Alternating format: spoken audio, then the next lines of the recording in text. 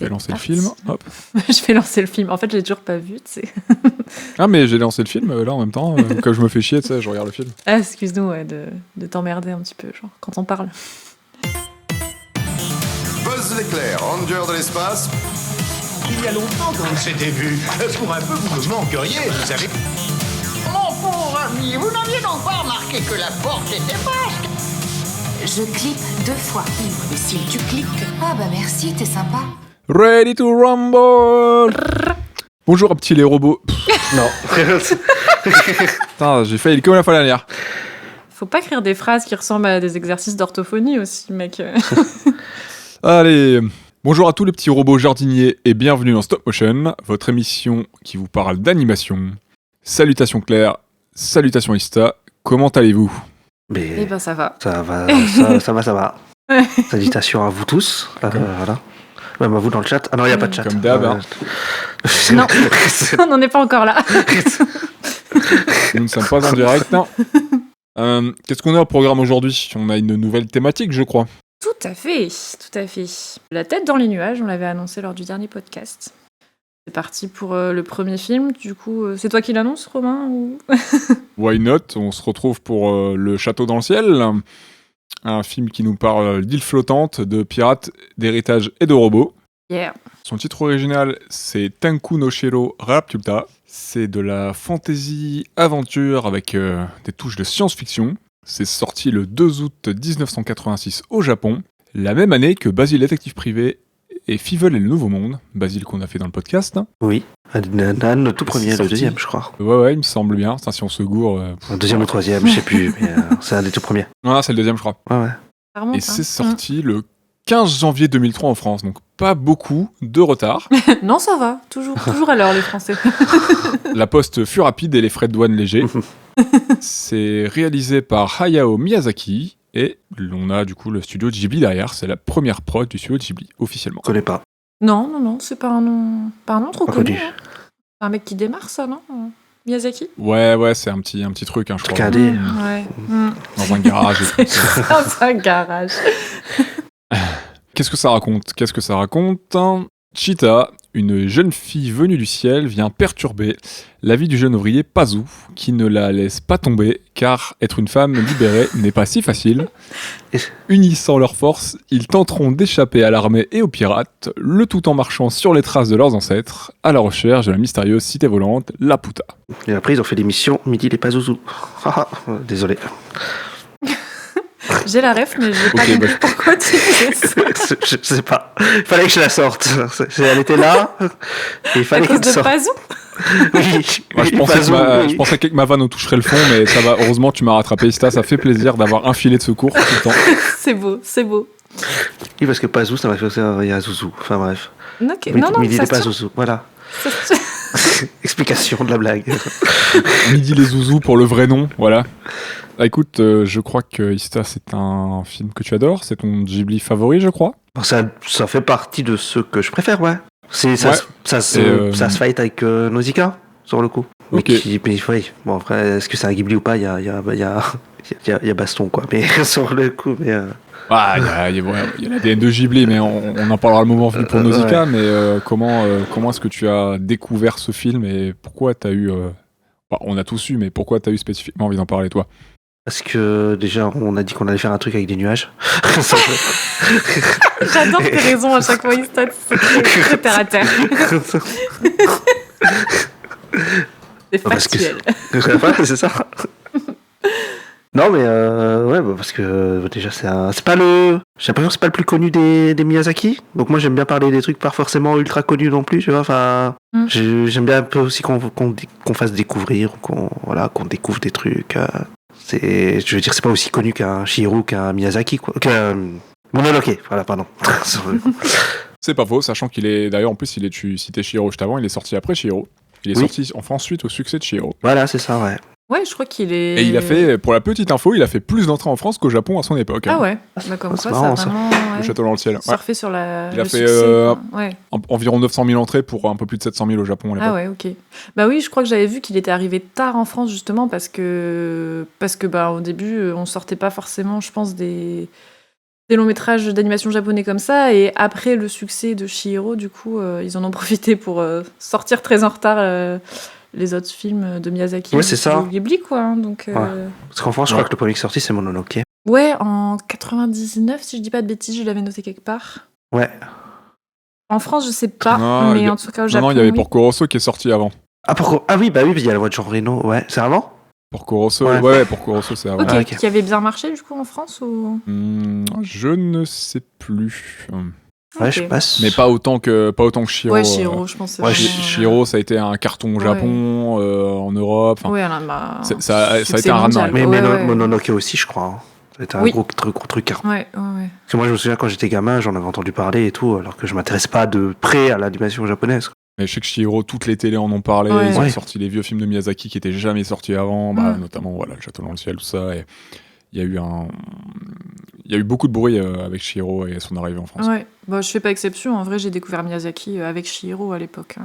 Bah, c'est bien, hein, mais de toute façon, en même temps, quand t'es jeune, t'as moins accès, et puis sans les distributeurs et tout, de toute façon, t'es aussi limité dans ce que tu peux voir. Hein. Si le film ne sort pas... Surtout à l'époque, c'était plus compliqué, quand il n'y avait pas la SVOD, tout ça. Bah, il y avait les DVD, mais bon, c'est pareil, pour connaître le film et tout, faut soit avoir peut-être... voilà, faut s'intéresser à la japanime. Oui, aussi, Ouais. voilà. Oui, c'est Il ça. faut aussi des connexions, tout ça, quoi. Mais, et comme on a des DVD full japonais, quand tu connais pas forcément... Oui, c'est ça. voilà, quoi. Je connaissais pas, j'étais pas forcément à l'époque intéressée méga de ouf par le cinéma. Enfin, je connaissais pas en fait, Spécifiquement par donc ça, c'était pas un truc que je connaissais particulièrement. Mais c'est vrai qu'après Chihiro, j'ai eu un peu un déclic, quoi. Genre, j'ai trouvé. Enfin, j'ai vraiment été beaucoup marquée par ce film, et c'est par la suite du coup que j'ai un peu creusé et que du coup, bah, j'ai regardé un petit peu tous les Miyazaki, les autres Ghibli. Enfin, je pense pas les avoir tous vus, mais en tout cas, j'ai rattrapé mon retard, quoi, après Chihiro. Moi, ce que je voulais dire, c'est que Château dans le ciel, en fait, je l'ai découvert il y a pas si longtemps que ça. Hein. C'est. Ah ouais? Ouais. Ah bah c'est bien, c'était ma question. C'est c'est assez récent pour moi. Parce que c'est en fait, c'est un jour, je me suis dit, ouais, je vais me faire tous les Ghibli, voilà. Sur le coup. Ouais, c'est ok. Voilà. Moi, j'ai toujours pas fini, en fait, mais bon, sur le coup. Il y en a pas mal quand même. Ça fait 10 ans. Ouais. Et sur celui-là, ça a été un de mes préférés, en tout cas, dans ce que j'ai vu. Clairement. Ok. Et toi, Claire? Ouais, ben en vrai, contrairement à Ista, c'est vrai que je l'ai découvert assez rapidement en fait. Je crois que c'est un des Miyazaki que, enfin, peut-être celui que j'ai vu après ou alors en deuxième ou en troisième juste après Chihiro.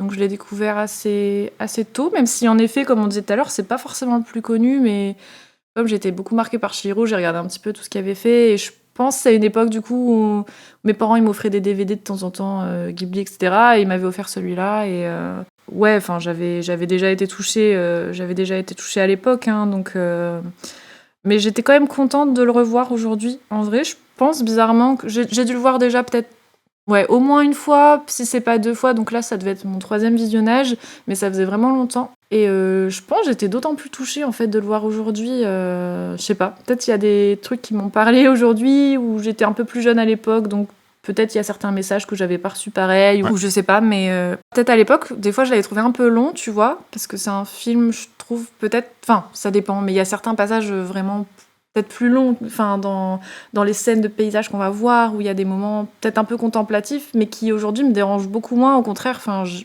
l'ai regardé d'une traite et j'ai pris du plaisir vraiment du début à la fin du film, quoi. J'ai vraiment apprécié le revoir aujourd'hui. Je pense que j'y ai vu des choses que j'avais pas vues à l'époque. Et ouais, une très très belle redécouverte. Je suis très contente de l'avoir vu et de l'aborder dans cet épisode du podcast, du coup. Voilà. Et toi, Nero? Moi. Alors, je connaissais le film depuis longtemps, mais je ne sais absolument pas pourquoi. J'ai essayé de creuser ma mémoire. Je me souviens absolument pas pourquoi. Je n'avais vu que le début, jusqu'à à peu près la rencontre entre Cheetah et Pazu, là, à la mine. Ouais, donc vraiment le début, ouais. Pas moyen, du coup, de me souvenir pourquoi j'avais pas vu la suite de ce film. Mais bon, cette affaire, ça remonte à une quinzaine d'années. Je l'ai jamais relancé depuis. J'ai vu tous les autres, sauf celui-là. Et j'avais pas vu Nausicaa, mais bon, ça sera une histoire pour un peu plus tard. Bah, du coup, je voulais le voir assez récemment. Je m'étais dit, on va le garder pour le podcast, tant qu'à faire. Ça sera intéressant d'en parler. Donc j'ai attendu encore un peu qu'on le traite dans un épisode spécifiquement pour le voir. Mais je connaissais l'OST, je connaissais les visuels, j'avais déjà lu sur le film, j'avais déjà parcouru les artbooks. Voilà, la musique, je l'avais écoutée je sais pas combien de fois. Là, j'ai enfin officiellement tout vu, les longs métrages de Miyazaki. Ah, félicitations. Bon petit check. Après, bon, il n'y en a pas des masses non plus, hein, mais voilà, j'aurais tout vu maintenant. Et ouais, bah, quand même j'aurais pas dit non pour le voir plus tôt, mais voilà, c'est la vie, c'est comme ça, et c'était très chouette à voir, et je pense que j'ai un peu plus de clés en main pour comprendre aussi le cinéma de Miyazaki par rapport à l'époque, même si le film est pensé pour le jeune public aussi. Oui, c'est vrai. Un film qui a été fait pour le très très large public. Ok. Ok. On a un petit peu vite fait répondu, mais bon, pourquoi on a mis ce film dans cette thématique Faut répondre. Oui, c'est une question que je Lève vous le pose. doigt avant de Je sais que répondre. Claire, elle a écrit des petits trucs dessus, donc en plus... Oui, c'est vrai. Bah, je sais pas, Ista, tu veux commencer? Je sais pas quoi dire. D'accord. Bon. Me dis pas, il y a des nuages et il y a des avions, ça suffit. Ça va chier sinon. Bon. Bah écoute, ouais, bah, en vrai, littéralement, c'est vrai que le film, il aborde la thématique du ciel et de l'aéronautique, donc qui est un thème, on va pas se mentir, assez cher à Monsieur Miyazaki. Donc on peut le voir dans ce truc très littéral de la tête dans les nuages. Voilà, on va aller aborder des thèmes un peu plus... Comment dire?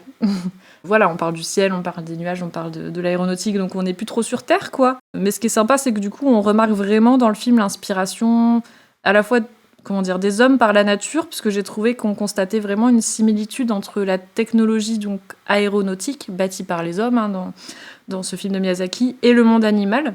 J'ai kiffé en fait le fait qu'il y ait beaucoup de vaisseaux, de véhicules volants en fait qui sont associés à des esthétiques un peu animales. On retrouve des vaisseaux avec des têtes d'oiseaux ou des engins volants qui ressemblent aux fameuses libellules mécaniques là, ou alors les mouches, les grosses mouches comme on les appelait, mais j'ai trouvé, on est vraiment un peu dans... Moi j'appelais ça des la libellules. mouvance industrielle.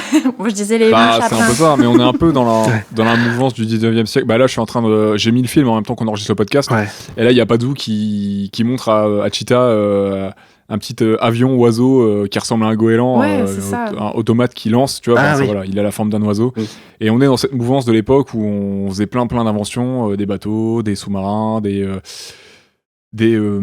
avions, tout ça, et qui avaient une forme animale de par les ailes, parce qu'il y a plein d'hommes. Au début de l'aviation, ça a commencé par des hommes qui se sont accrochés les ailes à leurs vêtements, à leur corps. Il y a un petit côté steampunk, non? Ouais, il y a un petit côté, du coup, rétro SF, steampunk. Ouais, carrément. Et il y a ce côté, on veut s'élever, on veut développer des technos, mais on le fait encore aujourd'hui, de toute façon, on s'inspire de la nature. Hein, oui. Ça va autant de l'aviation, au bateau, ce qu'on veut, aux combis de plongée, qui sont, pour certaines, pour être performantes en vitesse et tout, qui sont inspirées des peaux de certains animaux, notamment les requins, tout ça, carrément. Pour aller plus vite sous l'eau, etc. Quoi. Carrément. Mais aujourd'hui, dans ce qu'on va voir, c'est plus subtil, quoi. Enfin, je veux dire, c'est plus dans l'inspiration que là, vraiment, dans l'esthétique de Miyazaki, il y a vraiment aussi l'esthétique, je veux dire, enfin, t'as littéralement des têtes d'oiseaux, enfin, les engins ressemblent... il y a ce côté De Vinci, un peu, vraiment dans les croquis de Vinci. Une sorte d'animaux mécaniques, un peu, je trouve ça super stylé. Donc, il y a vraiment l'influence de la nature, et toujours le thème de l'écologie, même de l'urgence écologique, qui revient souvent dans les films de Miyazaki, qui sont des thèmes, je pense, qui lui sont très chers. Donc je pense de manière plus élargie, on peut voir ça aussi dans le thème de la tête dans les nuages. Et peut-être d'un point de vue plus métaphorique, j'avais écrit qu'on pouvait aussi y voir une approche plus poétique et mystique, en fait, notamment avec, dans le film, l'existence de ce qu'on appelle la pierre volante, donc une roche qui permet de voler, qui a un pouvoir de comment on appelle ça, de léviation, de lévitation, lévitation, pardon. Et aussi du fait du royaume du coup Lapita, la cité volante, qui est protégée d'ailleurs par les nuages, qui est perçue dans le film, on ne sait pas trop au début, comme une légende urbaine ou une réalité. Il y en a qui l'auraient vu, mais on ne sait pas trop, etc. C'est leur mythologie, c'est un de leurs mythes. Ouais, c'est ça. Donc c'est vraiment un sujet de convoitise, de curiosité qui fait rêver des hommes, comme par exemple Pazu, qui est donc le jeune héros du film, qui se prend à rêver de découvrir cette île que son père aurait photographiée, etc. Mais personne ne le croit. Donc on peut voir aussi ce truc un peu de rêverie, d'espoir, du fait d'avoir la tête dans les nuages, je sais pas comment dire, mais ce truc un peu plus mystique, quoi. Lié à toute l'esthétique. C'est ça. Totalement. Plus mystique, j'allais dire, avec un château, des trucs un peu plus fantastiques, quoi. Donc voilà, j'avais noté un peu ça. Pour le lien avec la thématique. Totalement, de toute façon, c'était ce qu'on s'était un petit peu dit, et je trouvais que la tête dans les nuages, Ça pouvait aussi représenter Laputa, justement. La mystérieuse forteresse cachée derrière la barrière de nuages. Donc c'est un peu la tête qui regarde un petit peu le monde, vu qu'elle avait un pouvoir sur toute la Terre. Donc je le vois aussi un petit peu comme ça, masqué aux yeux des simples terriens. Et Ouais. je trouvais que ça pouvait être une image plutôt sympathique, vu qu'elle a exercé un certain contrôle sur la Terre, d'après ce qu'on comprend. Oui, et puis c'est vrai que du coup, elle n'est pas visible à qui le veut, quoi. Je pense Non. elle est tellement bien protégée aussi que pour y parvenir, c'est comme s'il fallait le mériter un petit peu, quoi. Faut vraiment, je pense, y croire et le vouloir. Que voilà, c'est pas juste en levant les yeux que tu te dis ah tiens, un château qui vole. Je sais pas si c'est vraiment une histoire de mérite, parce que c'est une histoire d'héritage aussi, avec la pierre. Oui, c'est vrai. C'est vrai que que- le terme mérite est pas forcément bien. Ouais, ce Ouais. que je veux dire, c'est que. Enfin, c'est ça, il faut faire la démarche, quoi, d'y croire et de vouloir aller sur. Ouais, ok. Voilà, pour le trouver. On va pas trop brûler les étapes. Ouais, pardon. Ouais.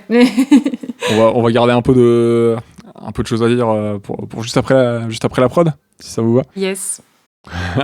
Avant de déballer tout notre sac d'un coup, là. Pardon, je panique. Je fais une diarrhée Aucun verbale, souci. je crois. Non. Quoi, une diarrhée verbale? Ouais, tu connais pas? J'ai jamais entendu parler de J'ai ça. jamais dit. Ah non. si, moi, ça j'ai déjà entendu, moi, comme expression, je Ah connais. ouais, merci. C'est pas très sexy, mais quand même. Est-ce qu'on ne passerait pas à la prod? Bon, on peut y aller. Du coup, on disait tout à l'heure que le Château dans le ciel était le premier projet officiel du studio Ghibli. Oui, effectivement. Tout Ça à sort fait. en 86. Parce que il a réussi avec Nausicaa, en étant complètement indépendant, à avoir les sous pour faire Studio Ghibli, en fait. Ouais. Et Ouais, que il voulait fonder son studio. Il avait réalisé Nausicaa, ça a très bien marché. Ouais. Mais le studio Topcraft avec qui il a réalisé le film, je crois qu'il y avait plusieurs studios, il me semble, sur Nausicaa. Ça remonte à loin dans la lecture de Nausicaa. Je crois qu'il y avait plusieurs studios sur le film et principalement studio Topcraft. Et il allait fermer, ça allait faire faillite. Du coup, il a pu négocier, je sais plus trop quoi, avec des investisseurs, tout ça pour garder un peu l'essence de Topcraft et fonder officiellement Studio Ghibli.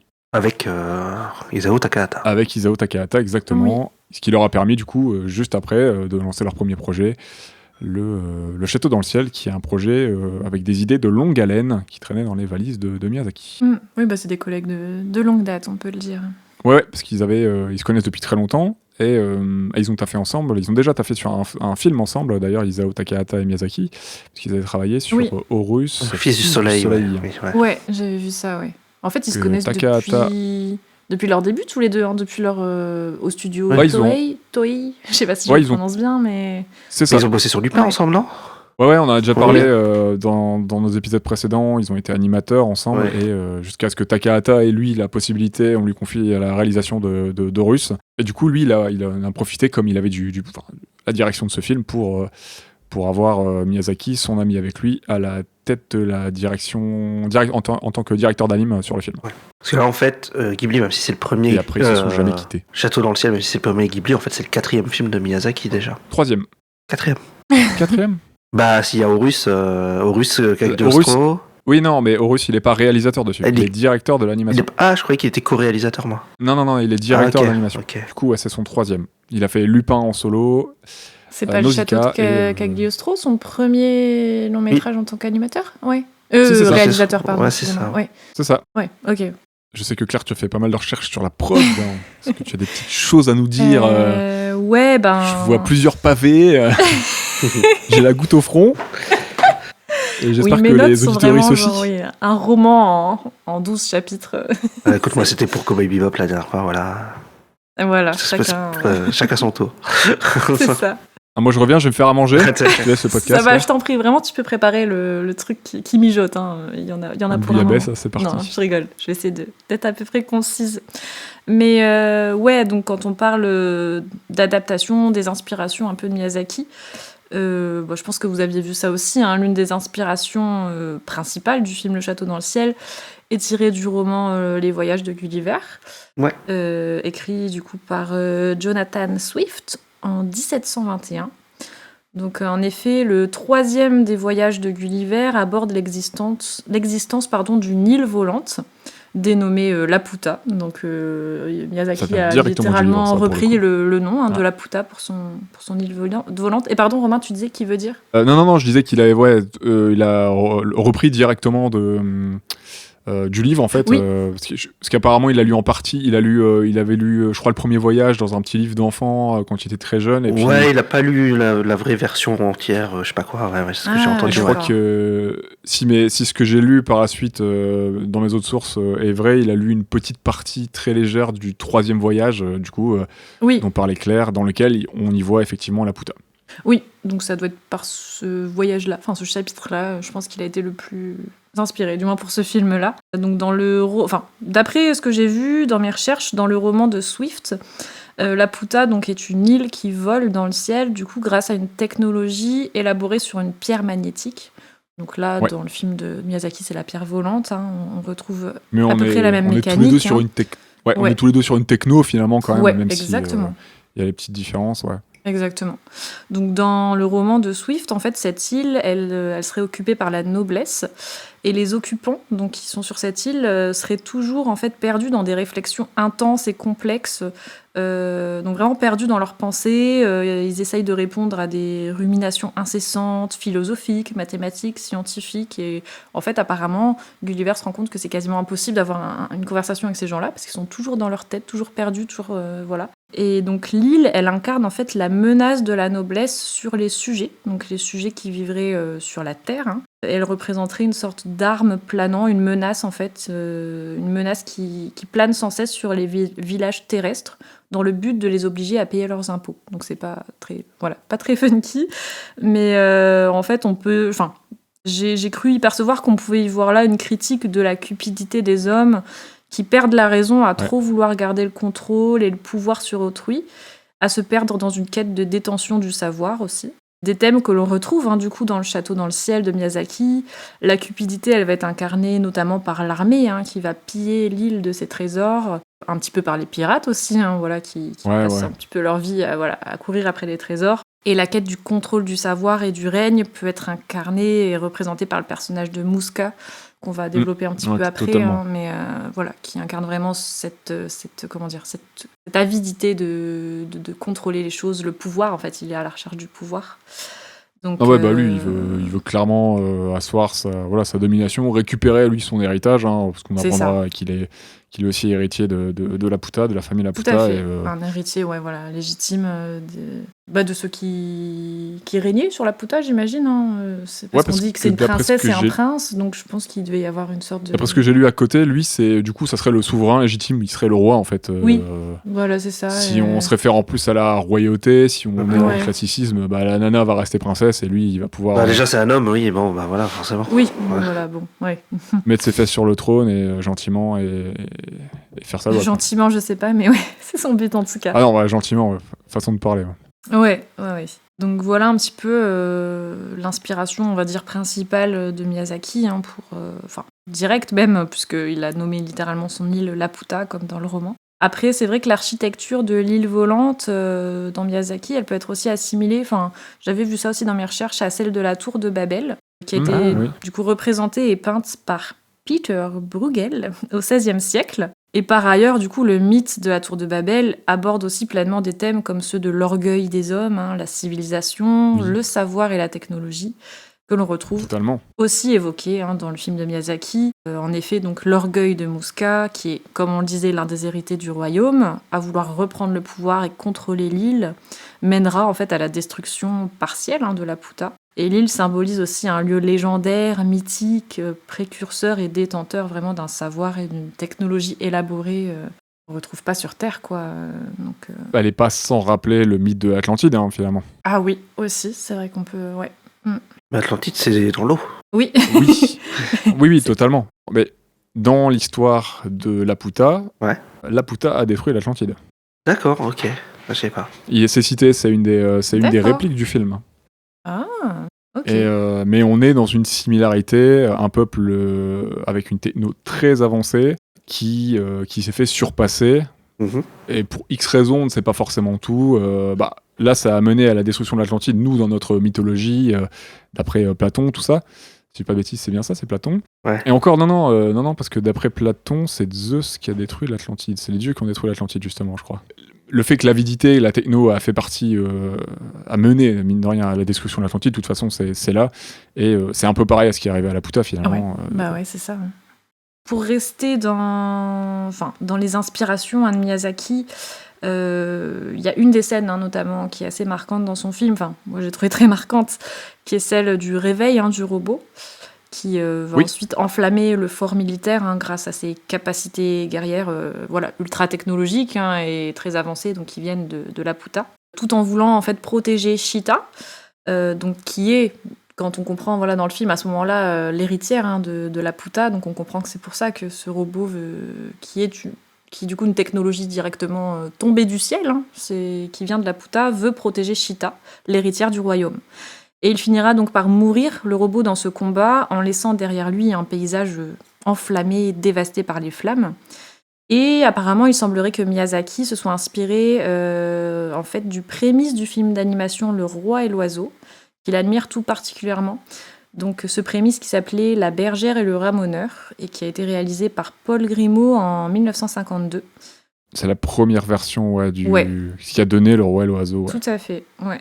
Et en fait, dans la dite scène, il y a un robot qui est piloté par l'oiseau et qui réduit en cendres la cité du roi pour protéger donc la jeune fille. Donc vraiment, il y a clairement en effet une similitude.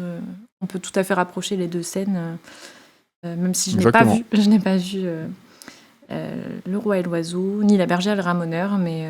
J'ai pas vu en entier La bergère et le ramoneur, j'ai juste vu des extraits. Par contre, j'ai vu Le Roi et l'Oiseau plusieurs fois. D'accord. Et oui, il y a une scène avec un robot géant vers la fin qui détruit en fait l'entièreté du château et des constructions du fameux roi. Et bon, on ne peut évidemment pas ne pas y voir un lien, je pense Romain tu vas acquiescer, avec la scène épique de King Kong. Moi j'ai tout pensé à ça. J'ai pensé à toi direct. Du coup, le King Kong qui escalade l'Empire State Building avec la jeune femme dans sa main et qui finit par mourir aussi sous les coups et les attaques de l'armée. Oui, c'est vrai. C'est vrai que le robot, dans le film de Miyazaki, à la fin, il est aussi sur une tourelle, donc vraiment en hauteur par rapport au reste du village militaire, le fort. Donc on voit qu'il monte, il grimpe en haut, il escalade la tour avec la jeune fille à un moment. Je sais plus s'il la prend dans sa main, etc., mais... Il est vraiment en mode protection, en train de...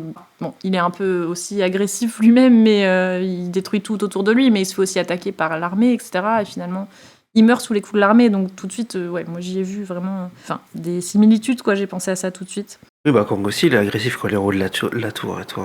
C'est ça, les squelettes il se fait de tirer la dessus tour. par des avions. Oui, normal. Et c'est normal, ça, c'est ça. Là, c'est pareil, le robot, il se fait tirer dessus de partout. Et il finit par mourir, c'est tristesse power dans tous les cas. Mais même le robot, je me sentais, je sais pas, j'avais de l'affection pour lui, même si c'est vrai que il cherche pas à savoir, il détruit tout autour de lui en mode. Mais bon, après. C'est la faute des hommes. Voilà, on va pas. Mais c'est des Est-ce qu'on va faire un parallèle avec le géant de fer ou pas? Parce que ça J'y ai pensé aussi. Parce qu'il y a pensé un petit peu sur le coup. Ah non, mais totalement.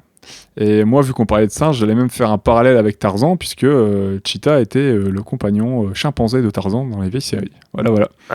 Oui, Cheetah. Oui, c'est le. Ça c'est marrant, j'avais même pas fait attention, mais ouais. Ah, moi, quand j'ai revu le film dans ma tête, quand elle a dit Cheetah, chaque fois qu'on disait Cheetah, j'avais le singe dans la tête, clairement. Mais ça, c'est pas pareil, je crois. C'est vrai. Mais c'est dans la série, Cheetah n'existe pas dans les livres Tarzan. En tout cas, pas dans les 3 premiers. D'accord, ok. Oui, du coup, on parlait des inspirations. Ouais. Je sais que dans les inspirations, il y a autre chose qui était... je compte en parler un peu plus tard, mais il y a des petites connexions à faire avec autre chose. Je crois que la prod va être très longue aujourd'hui. Désolé les gens, j'espère que ça sera quand même intéressant. Puisque dans les inspirations pour le château dans le ciel, apparemment, quand Miyazaki est entré à la Toho, il est tombé sur un script du Tour du monde en 80 jours par la mer de Jules Verne initialement. Oui, j'ai entendu qu'il y avait des connexions avec Jules Verne, ouais. Mélangé, bien sûr, avec le Tour du monde en 80 jours et sûrement Nemo, puisqu'apparemment il y avait le capitaine Nemo, tout ça dans ce script. D'accord. Ça va l'inspirer pour Conan, le fils du futur, apparemment. Et aussi pour Nadia et le secret de l'eau bleue, qui sera réalisé par Hideaki Anno, donc entre 90 et 91. Et pour les gens intéressés par Nadia le secret de l'eau bleue, Il y a des connexions entre cette série et Le Château dans le ciel. Il y a pas mal de thématiques communes, notamment la pierre, la jeune fille, tout ça. Et pour boucler un petit peu la boucle sur Ghibli, même si on a encore des choses à dire dessus, Hideaki Anno, donc le monsieur derrière Evangelion et Shin Godzilla, il s'est fait remarquer par Miyazaki qui l'a impressionné suite à la qualité de l'animation du réveil des dieux guerriers dans Nausicaa, puisque c'est la séquence qu'il a animée. Ok. Ouais, j'ai vu Et ça ce aussi. monsieur, donc Hideaki Anno, s'est payé le luxe de ne pas intégrer Ghibli à sa création. Pour la petite info, il avait déjà son studio qui s'appelait Daikon Film, qu'il a fondé à la fin de ses études ou durant ses études, qu'il fit évoluer en Gainax. Ah bah sur Voilà, le coup, voilà. là, il a fait un bon choix, je pense, sur le coup, pour lui. Mais bon, Gainax, Je c'est connu pense. quand même. Ouais. Il a pu faire Evangelion avec, quoi. Avec Gainax. Ah ouais, totalement. Et Nadia, le secret de l'eau bleue, puisque c'est la première Oui. production de Gainax. Ah ok, d'accord, je savais pas. Ok. Et il y avait autre chose qui avait inspiré Miyazaki, mais je ne retrouve pas. Ah oui, voilà, pardon. J'avais passé la ligne. Sabaku no Mao, ça s'intitule en français, ça se traduit par Le génie du désert de Tetsuji Fukushima. Apparemment, c'est une lecture qui a beaucoup inspiré Miyazaki aussi pour son château dans le ciel. Voilà pour les petites infos. Ok, ça D'accord. je connais pas du tout ça. Non, moi non Moi non plus. plus. Pour les inspirations, ça je sais pas du tout, parce que je l'ai lu nulle part, mais je sais pas pourquoi, c'est peut-être plus une interprétation personnelle, mais vraiment l'architecture de la Puta, enfin je pense pas que ce soit pas lié, puisque c'est littéralement un arbre géant. Ça m'a vraiment fait penser à la représentation et le symbole de l'arbre de vie, tu sais, avec Oui. les racines profondes, qui sont la source du coup de la vie, et puis voilà les branches, les feuilles, etc. Ça pourrait symboliser... J'ai vu ça aussi. Il y a plusieurs personnes, t'es pas la seule à avoir pensé à ça, notamment à Yggdrasil, l'arbre L'arbre-monde. l'arbre-monde, Ouais. Oui, bah oui, c'est ça, tout dans à la fait. mythologie nordique. Ouais, bah tout à fait. On pourrait y voir un symbole de la force de la vie, du renouvellement perpétuel, du lien entre le monde terrestre et le ciel. Donc le ciel, après, qui peut représenter l'au-delà, une force plus grande que l'homme, un dieu, ou même la nature elle-même. Je pense que c'est plus ce qui pourrait être abordé ici par Miyazaki, parce que je sais que la nature, c'est un thème qui est cher à ses yeux. Donc voilà, quand on découvre cette île paisible, déshabitée, des humains, où la faune et la flore ont vraiment repris le dessus, ça peut faire sens de voir ça. Enfin, je sais pas, moi j'ai pensé tout de suite à ça. Et en fait, finalement, quand l'homme remet un pied sur cette île, c'est un peu pour causer sa perte. Donc, je sais pas, j'y vois Totalement. aussi un symbole immense, voilà, de la nature, en fait, qui représente une sorte d'entité un peu supérieure, une force supérieure à nous, On ne peut pas liée, tout contrôler. liée à la vie, tout ça, etc. Et ouais, enfin, du coup, je me suis dit que peut-être ça avait été aussi une symbolique qu'il avait voulu intégrer dans son film. Enfin, moi, j'y ai vu ça, mais voilà. Complètement. Ouais, mais clair, c'est tout à fait valide. De toute façon, il y a toujours plusieurs niveaux de lecture, il y a toujours plein de choses à voir, il n'y a pas pas forcément qu'une seule réponse, surtout pas dans les films de Miyazaki. Ouais. Il y a beaucoup de symbolique aussi. Oh, bien sûr. Ouais. Il s'inspire de beaucoup de choses, donc ça serait pas déconnant. Le projet initial s'appelait Pazu et le mystère de la pierre de vol. Il a changé 3 ou 4 fois de titre. Mhm. Le projet un peu de ce film, c'était que le film devait être rentable. La cible très large d'après Miyazaki, et je le cite, nos efforts doivent se concentrer sur les enfants et les personnes que le monde de l'animation n'enchante plus. Ah, C'est joli, ça. Et le film doit être universel. C'est un film beaucoup plus ouvert et beaucoup plus tout public que par exemple Nausicaa, mais il a moins bien marché que Nausicaa. Ah, c'est marrant. Mm. Par contre, ça voulait dire qu'à ce moment-là, l'animation, elle commençait à plonger. Ça allait pas bien. Je sais pas si elle plongeait, mais je pense que lui, il voulait un film aussi solide pour lancer Ghibli, Ah oui. Bah oui, c'est vrai que c'est le premier Ghibli. pour au ouais. moins faire quelques films. Ouais. Parce qu'apparemment, il était à l'époque et c'est un truc qui a été assez courant, il était sur l'idée de un studio, 3 films, si ça se casse la gueule, on refonde un studio, on fait 3 films, etc. quoi. Ah d'accord, ok. C'était pas prévu que le studio ait une aussi longue longévité. Ouais. Ah, ça, ils en D'accord, parlent dans le quoi, documentaire qu'on a commencé à regarder là, sur Miyazaki, Ouais. qui traite de pognon. Sur 10 ans, là. Ouais, Ouais, exactement. ok. Ouais. Si je l'ai pas fini. Moi non plus, hein, mais je suis en train de le regarder, mais il y a quand même Shame. des petites infos par-ci par-là très très intéressantes. Et, Je l'ai même pas et ça commencé. permet aussi de comprendre la philosophie de Miyazaki, Oui, bah clairement. sa manière de travailler, et, sa manière de fonctionner. Même s'il a déjà un certain âge dans le documentaire et il pensait pas forcément la même chose au moment Ouais, de réaliser le film. ouais. Mais Parce que moi, j'ai Mais vu le des making of quand il est choses, plus jeune et ouais, c'est pas forcément. ça permet d'avoir du recul sur ce que lui il a fait à Ouais. l'époque et tout, quoi. C'est mieux que rien. Par contre, lui, il dit juste que. Je sais plus c'est dans quel making of, mais que lui, en fait, quand il était petit, il rêvait de se mettre assis sur les nuages. Et c'est pour ça qu'après, il est à fond. Il demandait après tous ces animateurs de lui faire des nuages où on avait l'impression Oui. qu'on pouvait se mettre assis. Trop mignon. J'ai vu ça, c'est super cool. Ouais. On va pas forcément représenter Miyazaki dans l'ensemble, J'en profite d'ailleurs parce que j'ai dit une boutade tout à l'heure. Je parlais du scénario du Tour du monde en 80 jours par la mer. Mais c'était pas la Toho, c'était la Toei, pardon. Ah, Toei. ouais, Oui, c'est faut vrai, faire gaffe, j'y ai c'est pas pensé la- quand c'est tu pas l'as la- dit. Ça change Ouais. une petite variable quand même. Voilà, il est connu pour ses films chez Ghibli à travers le monde, mais il a travaillé sur pas mal de choses avant. Il était intervalliste, animateur. Comme je disais, il a travaillé sur Horus Prince du Soleil avec Takahata.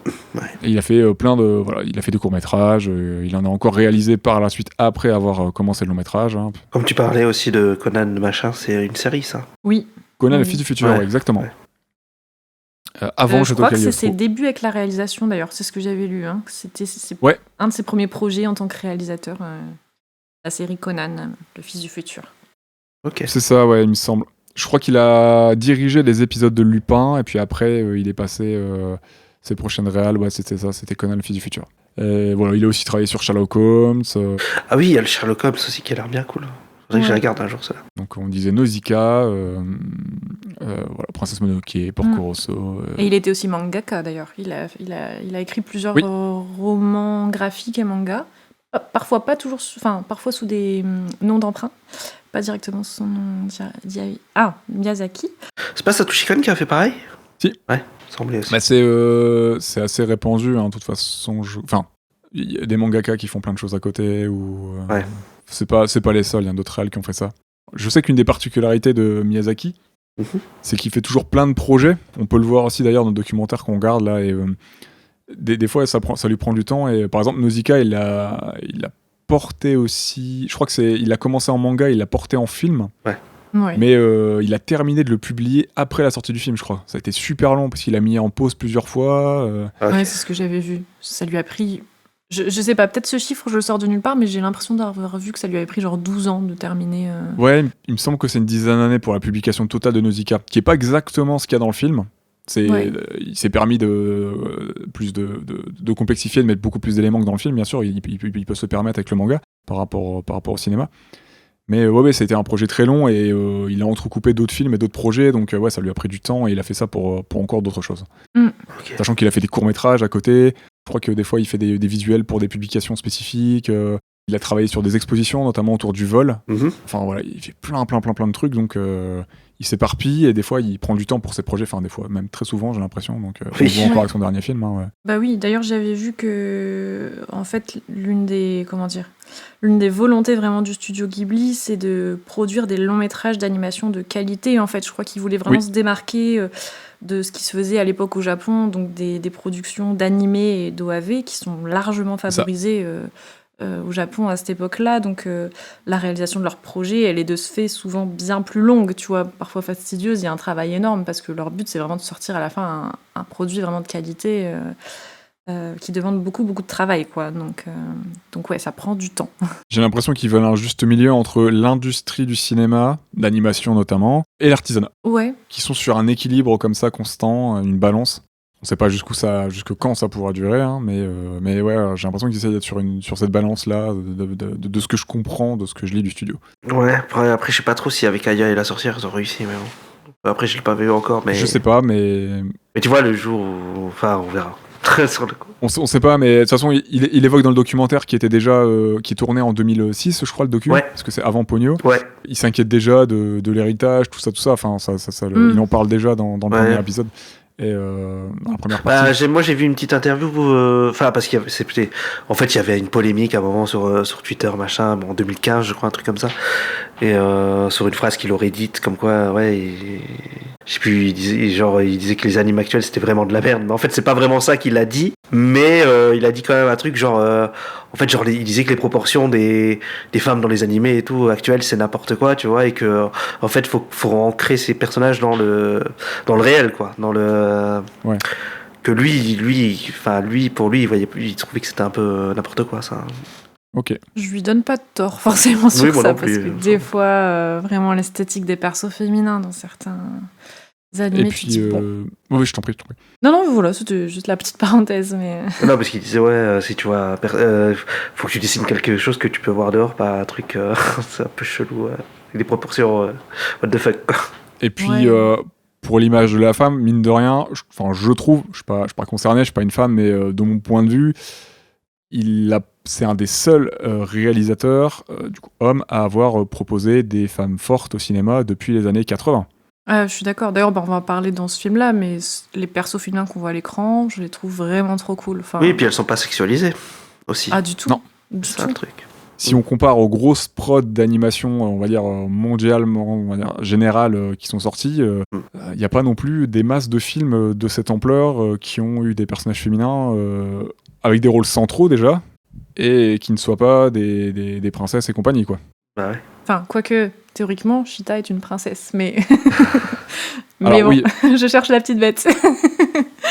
Cheetah est une princesse, mais pas comme, pas comme Non, je l'entends. oui. C'est vrai que j'aurais pu être plus précis, pas comme je l'entends, c'est-à-dire Oui, je rigolais. une princesse qui a besoin... Enfin, soit un personnage qui devient une princesse pour rien faire, en fait, finalement. Parce que bon, la plupart des princesses qu'on a peut-être en tête sans que je donne de nom, leur plot n'amène à pas grand-chose, hein, finalement. À part épouser un prince charmant. Voilà, exactement. Hein, elles ne sont rien sans un prince charmant. Cheetah, elle sauve le monde. Voilà, juste ça. Elle co-sauve le monde avec son pote, son copain, mais c'est pas un prince. Non, et Y puis a ça pas d'histoire n'empêche d'amour, pas histoire d'amitié. on peut y voir, tu vois, quand même On quelque peut. chose de mignon, genre une relation peut-être qui est un peu plus qu'amicale, mais je veux dire, ça n'empêche pas du tout de définir le personnage de Cheetah autrement, tu vois. Elle n'est pas définie uniquement par sa relation avec Pazu, et tu comprends que c'est une fille courageuse, qui a plein de qualités et qui est très indépendante finalement, puisque c'est même elle qui, à un moment, veut prendre ses distances avec Pazu pour le sauver, etc. Donc il y a vraiment... Elle n'est pas définie par sa relation avec Pazu, et pour autant, ça n'empêche pas d'avoir vraiment à l'écran cette relation entre les deux qui est adorable, tu vois, et qui est très touchante. D'accord. Vu qu'on a envie de passer au film, je pense qu'on va pas tarder à y passer là, vu que Ouais. on déborde beaucoup. Je vais terminer rapidement la prod, si vous me permettez. Au Nous te scénario, on a permettons. Hayao Miyazaki et Jonathan Swift, même s'il est auteur de Gulliver non crédité. Le studio de prod, c'est Ghibli, connu pour plein de choses. Voir des chats, je vois aussi là dans mes notes le tombeau des lucioles, ouais. tout ça. Oui, de Takahata d'ailleurs. Très belle comédie. Oui, Oui, vraiment un super, film bête des barres. Hein, ouais. Super comédie, on se tape le cul par terre, comme dirait mamie. Le Royaume des chats, je l'aime particulièrement, j'ai une affection pour ce film. Donc, Ouais, j'aime il bien est aussi, très je trouve cool. cool. de Hiroyuki Morita. Pourtant c'est un mineur quoi, c'est un Ghibli mineur. On en parle pas beaucoup et tout, mais je le trouve très sympa. Ouais, pareil, je l'aime beaucoup. Puis il y avait La Colline au coquelicot, dont j'ai plus des souveniers très nets, mais je me souviens l'avoir beaucoup apprécié au cinéma quand je l'avais Ça c'est vu. fait par son fils, je crois. C'est fait par Goro. C'est ça, Ouais. par Goro Miyazaki, ouais. Sorti en 2011. C'est le deuxième du fils, ouais. Parce que le premier c'est Les Contes de Terre et Mer. Et pour terminer, pour la petite info, le Château dans le ciel est moins rentable au cinéma que Nausicaa. Il rapporte moins d'argent, il a un moins gros succès en salle. Mais il est considéré comme un succès quand même, non? Ouais, c'est un succès, Ouais. mais moins que Nausicaa et je crois moins que peut-être qu'espérait aussi Miyazaki. Ouais. Mais il serait le favori de Miyazaki et il jouit quand même d'une certaine aura chez les amateuristes d'animation et de cinéma. Ok. D'accord. Après Miyazaki, c'est peut-être parce que c'est le premier du studio qu'il a fondé aussi. Ouais, Ça, t'as- une attache particulière. Bah, c'est ça. Peut-être, je sais pas. Si, hein. J'ai voulu l'appeler, mais il m'a rien dit, il m'a pas confirmé. Putain, il n'y a pas décroché. Waouh. Non, j'étais dégoûté. Waouh. J'avais mis mon pyjama Toto et tout, mais non, il Ouais. avait pas l'air chaud. D'accord. En même temps, Non. ouais. Peut-être je le T'allais dire comprends. quoi Peut-être je le comprends. Non, je rigole. Tu dois être adorable en pyjama Totoro, Nero. Vraiment. T'imagines même pas. Sur ce, on peut passer au film ?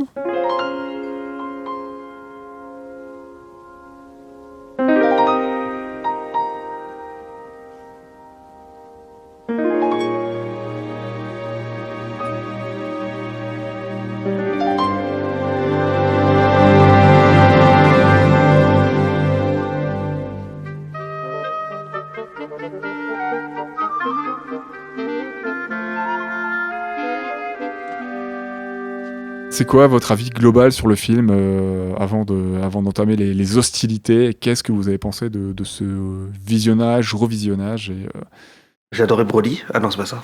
Pardon. Toujours pas. je Si, vais le mute. je peux pas me mute. Enfin, de toute façon, j'enregistre ma piste donc. Je vais mute ta piste. Ouais, oui. Bah écoute, j'en ai déjà un petit peu parlé tout à l'heure, mais voilà, c'est un des... Après Chihiro, c'est l'un des premiers films, du coup, on peut dire que j'ai découvert de Miyazaki. J'ai tout de suite été plongée dans l'ambiance. de ce film vraiment magnifique, on va pas se mentir. Autant ce qu'on voit à l'écran que dans l'histoire. Enfin, Miyazaki, il a un peu cette magie, je trouve, de te faire, je sais pas comment dire, il te fait rentrer dans son monde un petit peu, tu vois, qui te parle beaucoup, donc qui vient te choper par des émotions qui sont très concrètes, et pour autant, ce que tu vois, parfois, c'est très, très, comment dire, c'est suggéré, tu vois, c'est de la métaphore aussi, il y a des choses un peu mystiques comme ça, tu vois, genre de science-fiction, de plein de choses qui font que, bon, c'est pas le monde réel tel qu'il est, nous, voilà, mais pour autant, tu te projettes vachement bien, je trouve, à chaque fois dans ce qu'il nous propose en tant qu'œuvre. Enfin, moi, en tout cas, ça vient vraiment me toucher, et j'ai adoré le revoir, vraiment. Je suis très contente de l'avoir revu, de l'avoir redécouvert avec mes yeux de femme un petit peu plus adulte aujourd'hui, on va dire. Femme mature. Et Bon. T'as dit quoi? Pardon? Non, rien, j'ai dit pourri. T'as parlé? Quoi? Mais ouais, vraiment très touchée. Et puis c'est magnifique, quoi. Les couleurs, la musique. Il y a rien qui ne va pas dans ce film, finalement. Genre, tout est beau. Ouais, C'est une hymne à la nature, une hymne à la vie, à l'espoir, je sais pas, ouais, c'est trop beau, quoi. J'adore. Bah, c'était une bonne conclusion pour le podcast. J'espère que vous avez bien apprécié l'épisode. Mais Toi, Ista. juste Claire, elle dit un truc, elle dit que ouais, c'est pas très réel et tout, mais je pense qu'en fait le film il est quand même plus ancré dans le réel qu'un Nausicaa déjà, tu vois. Parce que déjà il y a. Ouais, mais c'est ce que je voulais dire justement. Ouais. Bah en fait, je voulais dire que, enfin, tu vois, on voit à l'écran, enfin, genre un château qui vole, enfin, genre une pierre qui fait voler. Enfin, tu vois ce que je veux dire, genre. Oui, bien sûr. Non, mais tu vois, par exemple, sur les mineurs, je sais qu'ils se sont renseignés sur les mineurs en 1940, machin. Oui.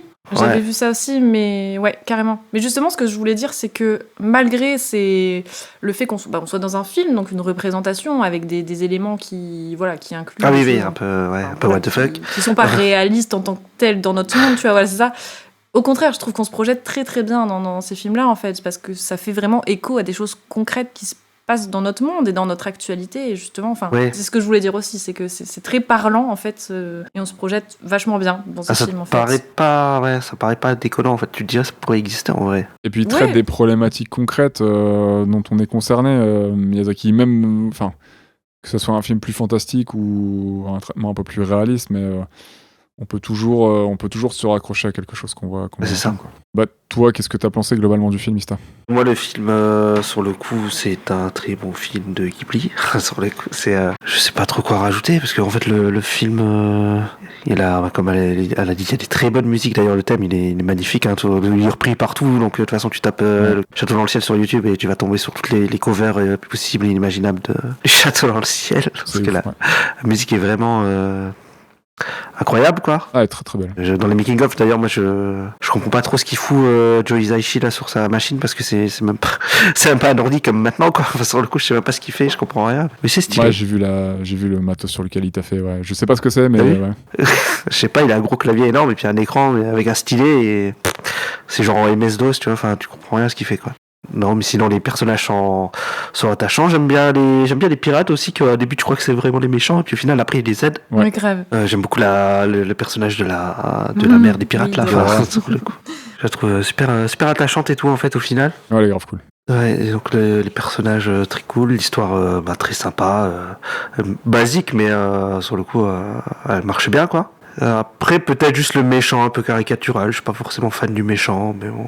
On va en parler. Ouais, il est un petit peu manichéen hein, et il a. Voilà. Bon, après c'est années 80, voilà. Je sais pas si c'est pour ça. Mais... Je sais pas. De toute façon, Miyazaki après ça va commencer à proposer autre chose parce que c'est le dernier méchant vraiment manichéen qui est dans ses productions et c'est le dernier à mourir. Ah ouais, j'ai pas fait gaffe. Je crois, ils sont 2 ou 3 au Ah total.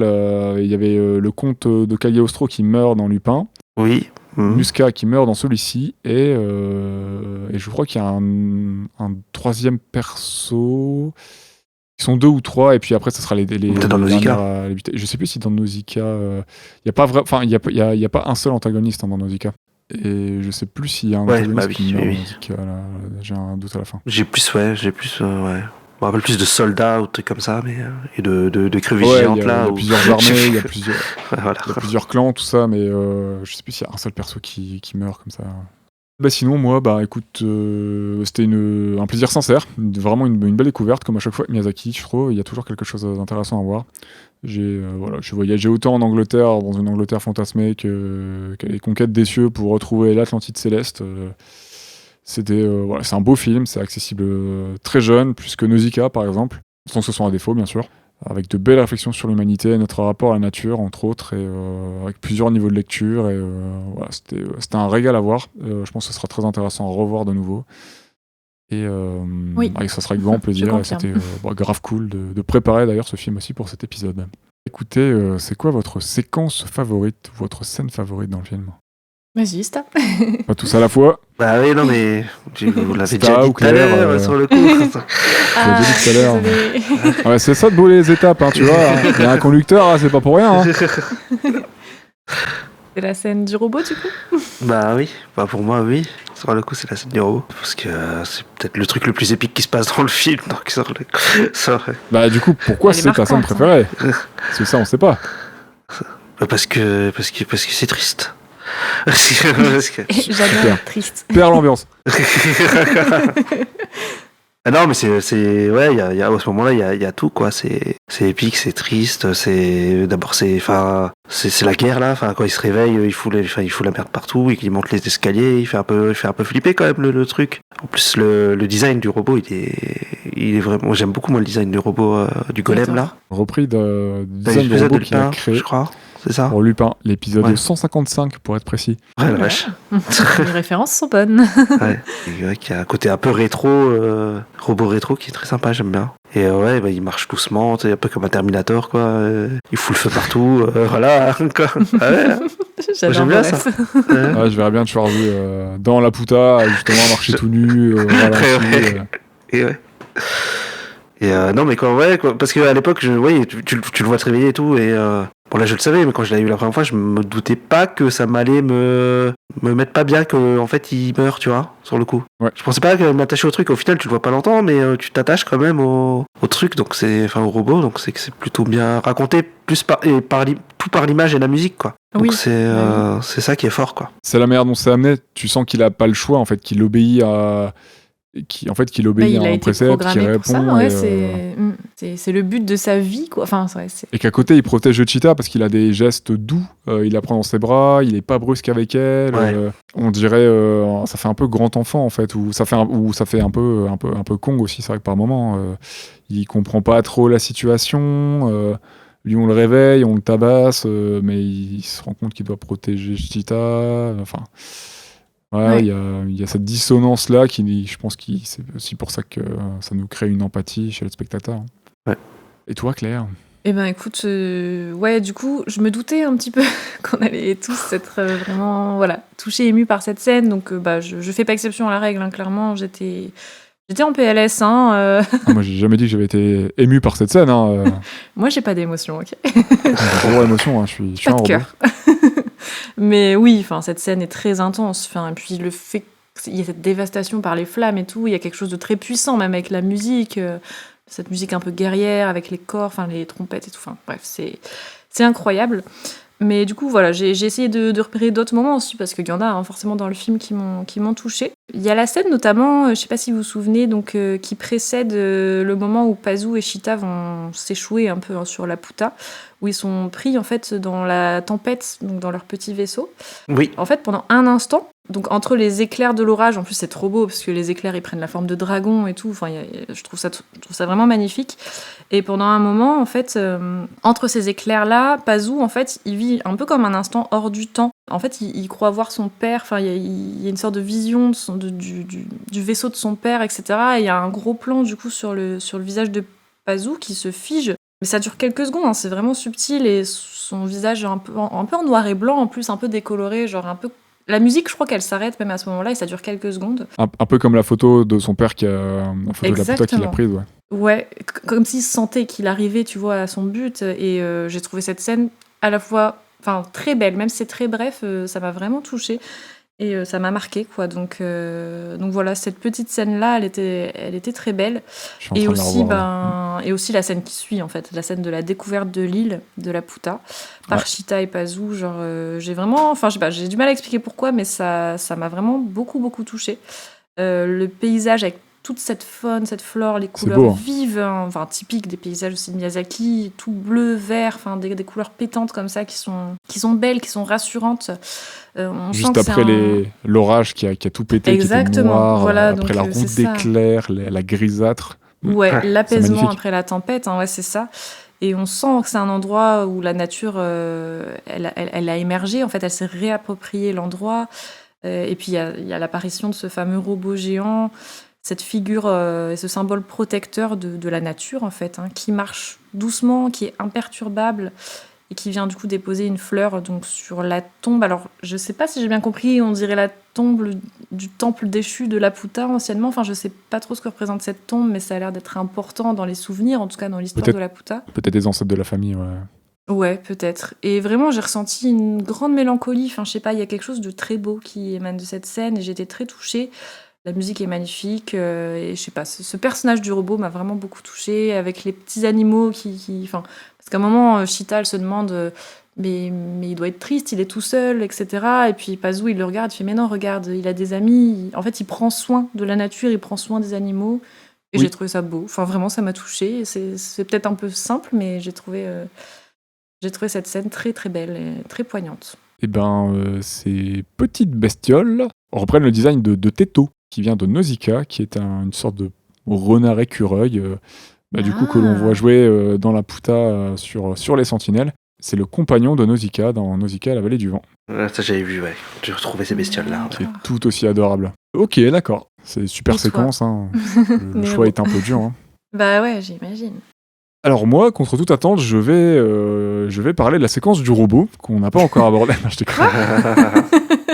Qui m'a aussi un peu marqué, hein, pour ceux qui me connaissent. En plus, petite référence, Oui, King forcément. Kong. Ouais. Ça m'a légèrement, à peine fait sourciller finalement, mais... Donc on va plutôt parler de l'opening. Pour ceux qui se souviennent bien de l'opening, c'est bourré d'informations. Parce qu'en plus, en plus d'être très très beau, de toute beauté, il est très Oui, il très est malin et il résume en fait tout le passé de technologie et la légende de Laputa. Ok. Parce qu'il y a plusieurs tableaux qui défilent Ouais. avec le thème et la musique principale, le thème principal composé par Joe Hisaishi, Mhm. qui est fou, hein, et qui arrive juste après l'intro où Chita échappe au Goliath, donc Oui. le vaisseau Ouais. le vaisseau du gouvernement. Elle échappe à Musca. Elle vient de se faire enlever et elle échappe de peu aussi aux pirates de l'équipe de Dora. Quand on regarde cet opening d'un peu plus près, on voit que à travers ces tableaux, durant les premiers tableaux, on peut voir l'utilisation du vent pour travailler le fer, par exemple. On voit une sorte de déesse, ce qui pourrait être d'ailleurs la déesse du vent, Nausicaa, en train de souffler sur un moulin pour pouvoir travailler le fer. Puis on arrive à l'obtention des machines, notamment plus performantes, qui vont pouvoir permettre aux hommes de miner des ressources en profondeur.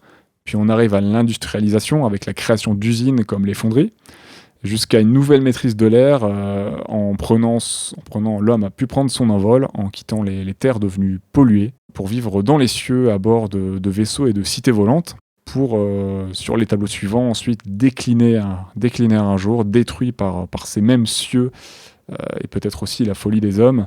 Ils vont ainsi tout perdre. On voit un tableau de ruines, de cités effondrées, et l'homme est redescendu de ses cieux, de ses cités, de ses estales, pour redevenir simple terrien, simple mortel, on va dire. Et sur le dernier tableau de l'opening, on peut voir une jeune fille en bleu, les cheveux noirs et tressés, derrière un moulin. Donc jeune fille similaire à Chita. Je pense que c'est le même personnage, qu'on retrouve en pleine chute, juste après la fin du générique. Donc je pense que c'est le tableau qui précède sa vie d'orpheline avant son enlèvement par Musca. Du coup, on a le tableau d'entrée d'opening et le tableau de fin d'opening qui se La répondent transition est incroyable d'ailleurs, je trouve. et qui transitionnent avec le passé de Chita. Oui, exactement, de Chita. D'accord. Ok.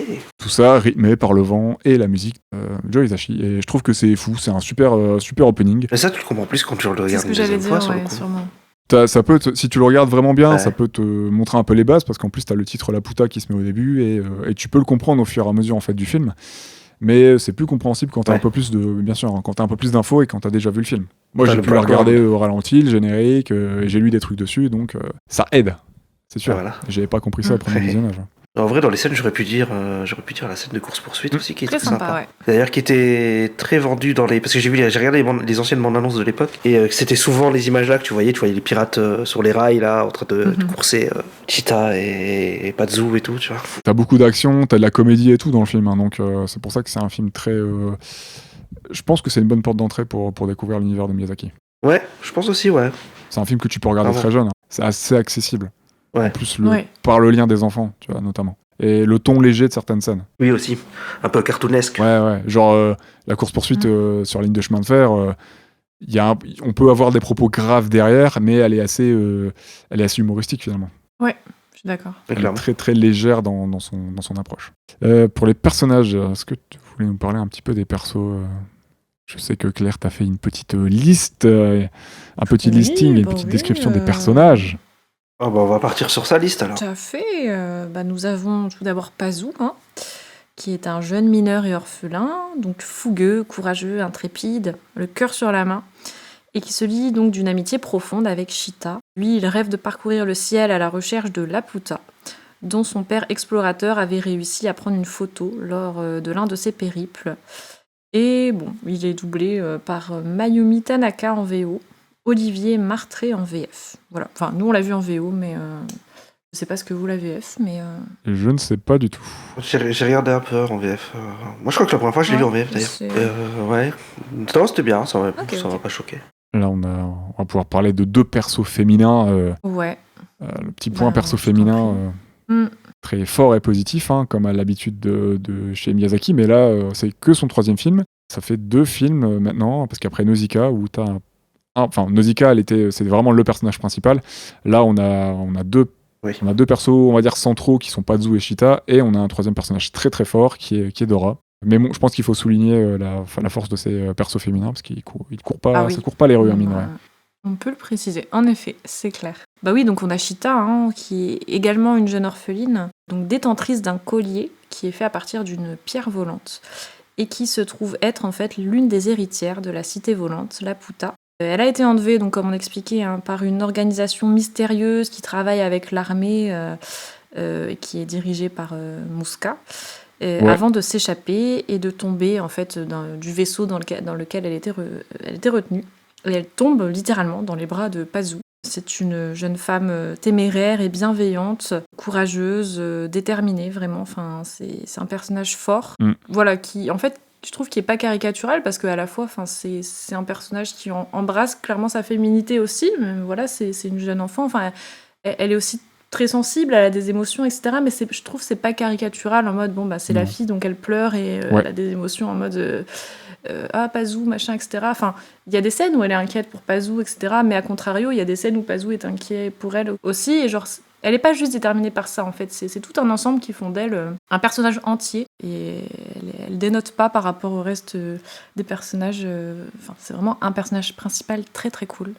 Féminin et cool. Donc voilà. Elle est doublée par Keiko Yokozawa en VO et Manon Azem en VF. Si je dis pas de bêtises, Keiko Yokozawa, si je me trompe pas, c'est aussi la doubleuse de Luffy dans One Piece. Ah tiens non, ok, c'est rigolo. Et elle va sauver le monde aux côtés de Pazu. C'est leur amitié. Bon, leur amitié, on peut voir d'autres choses, mais bon, c'est qu'ils sont quand même très jeunes.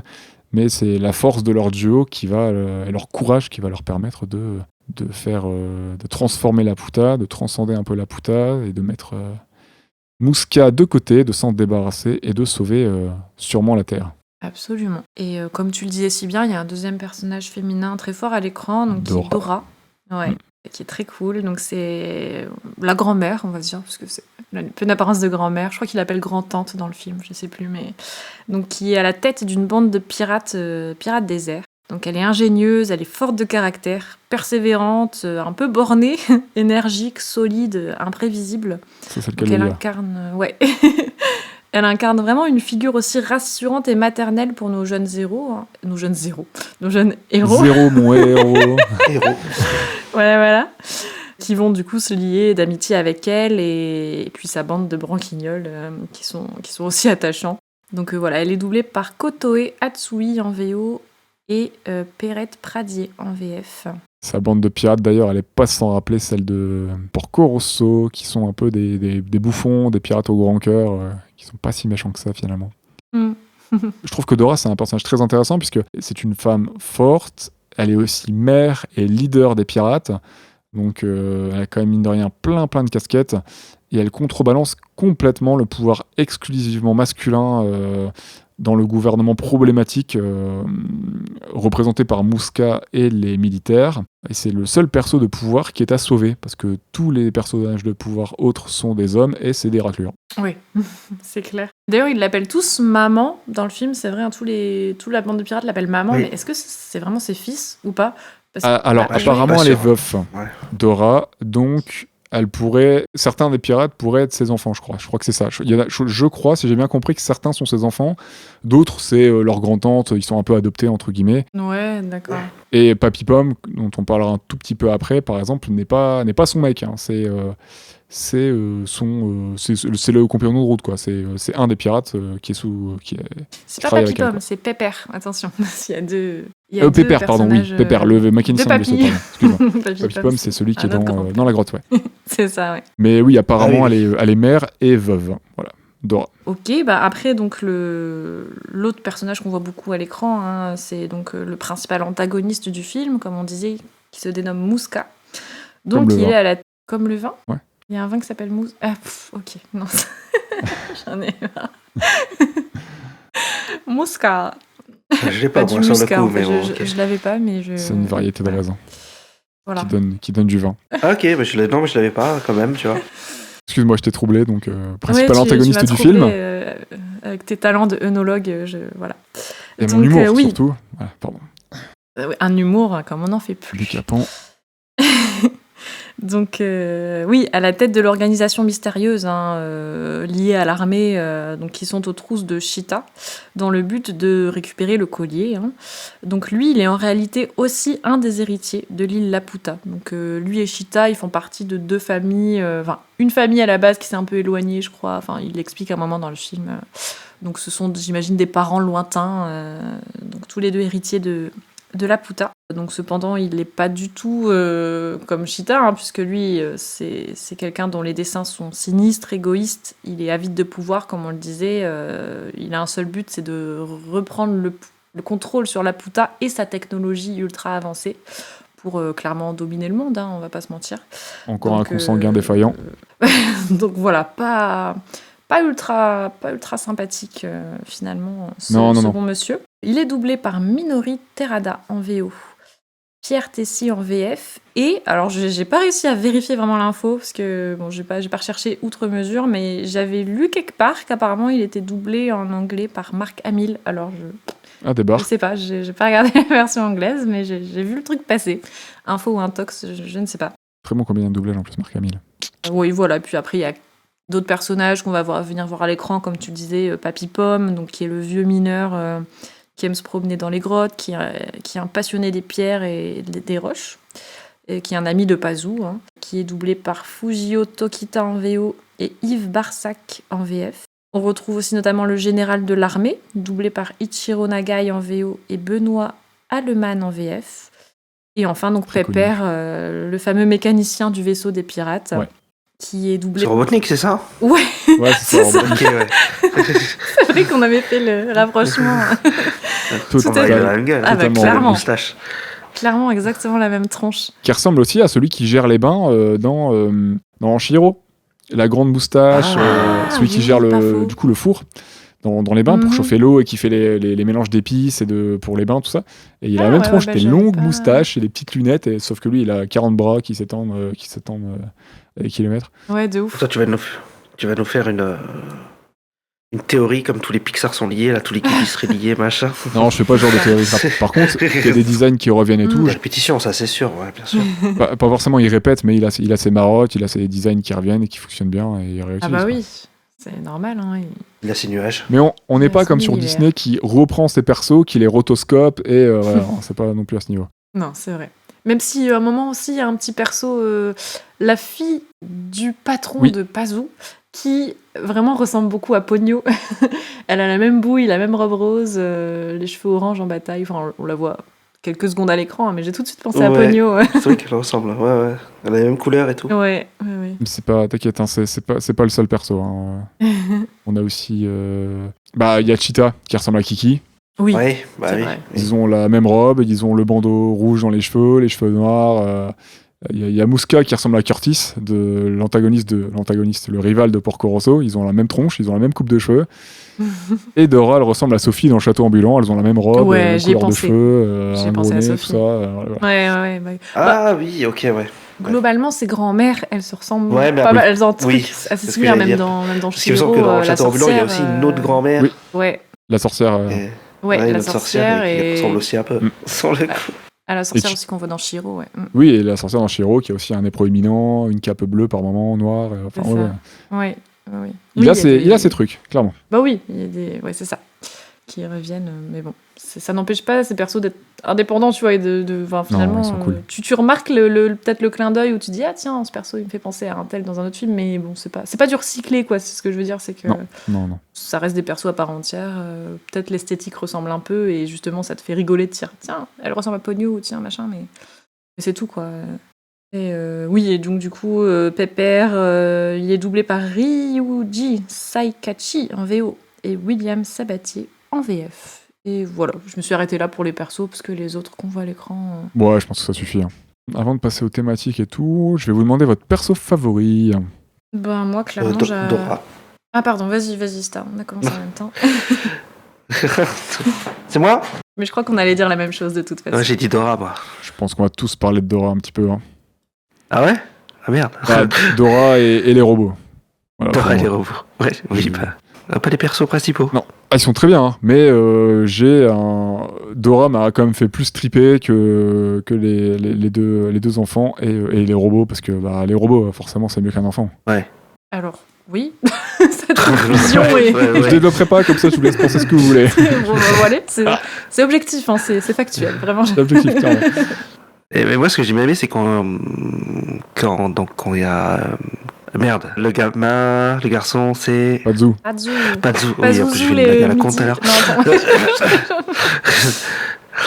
Ouais, quand il y a Pazu qui revient du château... là, quand il y a Chita qui est prisonnière, quoi, en gros. Mhm. Et qui rentre et justement, elle est là, elle est dans son repère, là, dans sa cabane. Et sur le coup, il dit ouais, mais qu'est-ce que vous nous voulez, vous êtes toujours en train de nous suivre. Bah ouais, je dis ouais, c'est normal, on est des pirates, nous on veut des trésors, tu vois. Et il dit c'est l'armée qui est chelou, tu vois, c'est ça qui est bizarre. Tu vois, la réflexion là, je l'ai trouvé cool sur le coup, parce que au final, ouais, c'est des pirates, c'est normal qu'ils cherchent un trésor, Oui. qu'ils courent derrière un trésor, C'est quoi. ça, finalement. Bah oui, c'est normal. C'est des pirates, quoi. Je te carjack ta bagnole, bah mec, je suis un voleur, forcément, je ta voiture. C'est- It makes C'est le Oui, gouvernement mais- qui est problématique. C'est pas moi. Moi, je veux juste te dépouiller, Non, vraiment. je comprends complètement. Ah, c'est vrai que l'armée, c'est chelou qu'elle le suit. Il les suit et tout, ils veulent les attraper, machin. Tu sais pas au début, tu comprends pas trop, quoi. Bah après, c'est plutôt c'est Muska en fait qui fait ses plans, qui lui a intégré le gouvernement et qui fait ses plans pour pouvoir arriver à ses fins en fait, tout simplement, Oui. et qui manipule l'armée. Il manipule l'armée, c'est pour on ça peut le qu'à dire, la hein. fin, le militaire veut se débarrasser de Muska et finalement c'est Muska qui a la Oui, supériorité il bute l'armée. militaire. ouais. Et il se débarrasse des pions dont il a plus besoin quoi. Bah, il se sert de leur cupidité, en fait, finalement. Voilà. Leur bêtise, un peu. Il a plus besoin on va d'une pas se armée, mentir. il a une arme Oui. inégalable, il est inatteignable par personne, donc il peut diriger la plateforme tout seul, quoi. Enfin, la plateforme, la ville de la Puta, quoi. Ouais.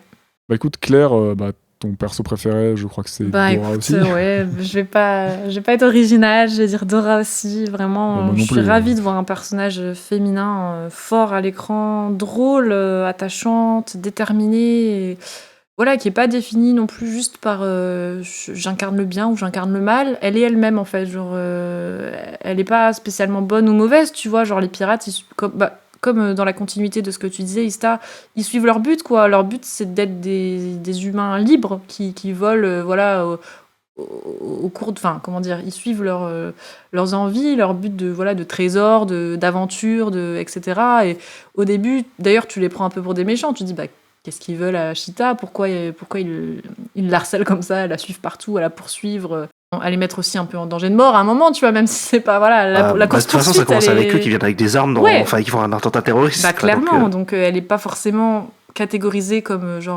la grand-mère au début du moins rassurante, voilà, qui est un personnage bon fondamentalement, mais en fait tu te rends compte que qu'elle peut l'être et qu'elle a plein de qualités trop cool. Elle est déterminée, enfin elle est forte quoi. Elle est drôle et elle va au bout de son elle mène son équipe avec une poigne de fer. Elle est incroyable, vraiment.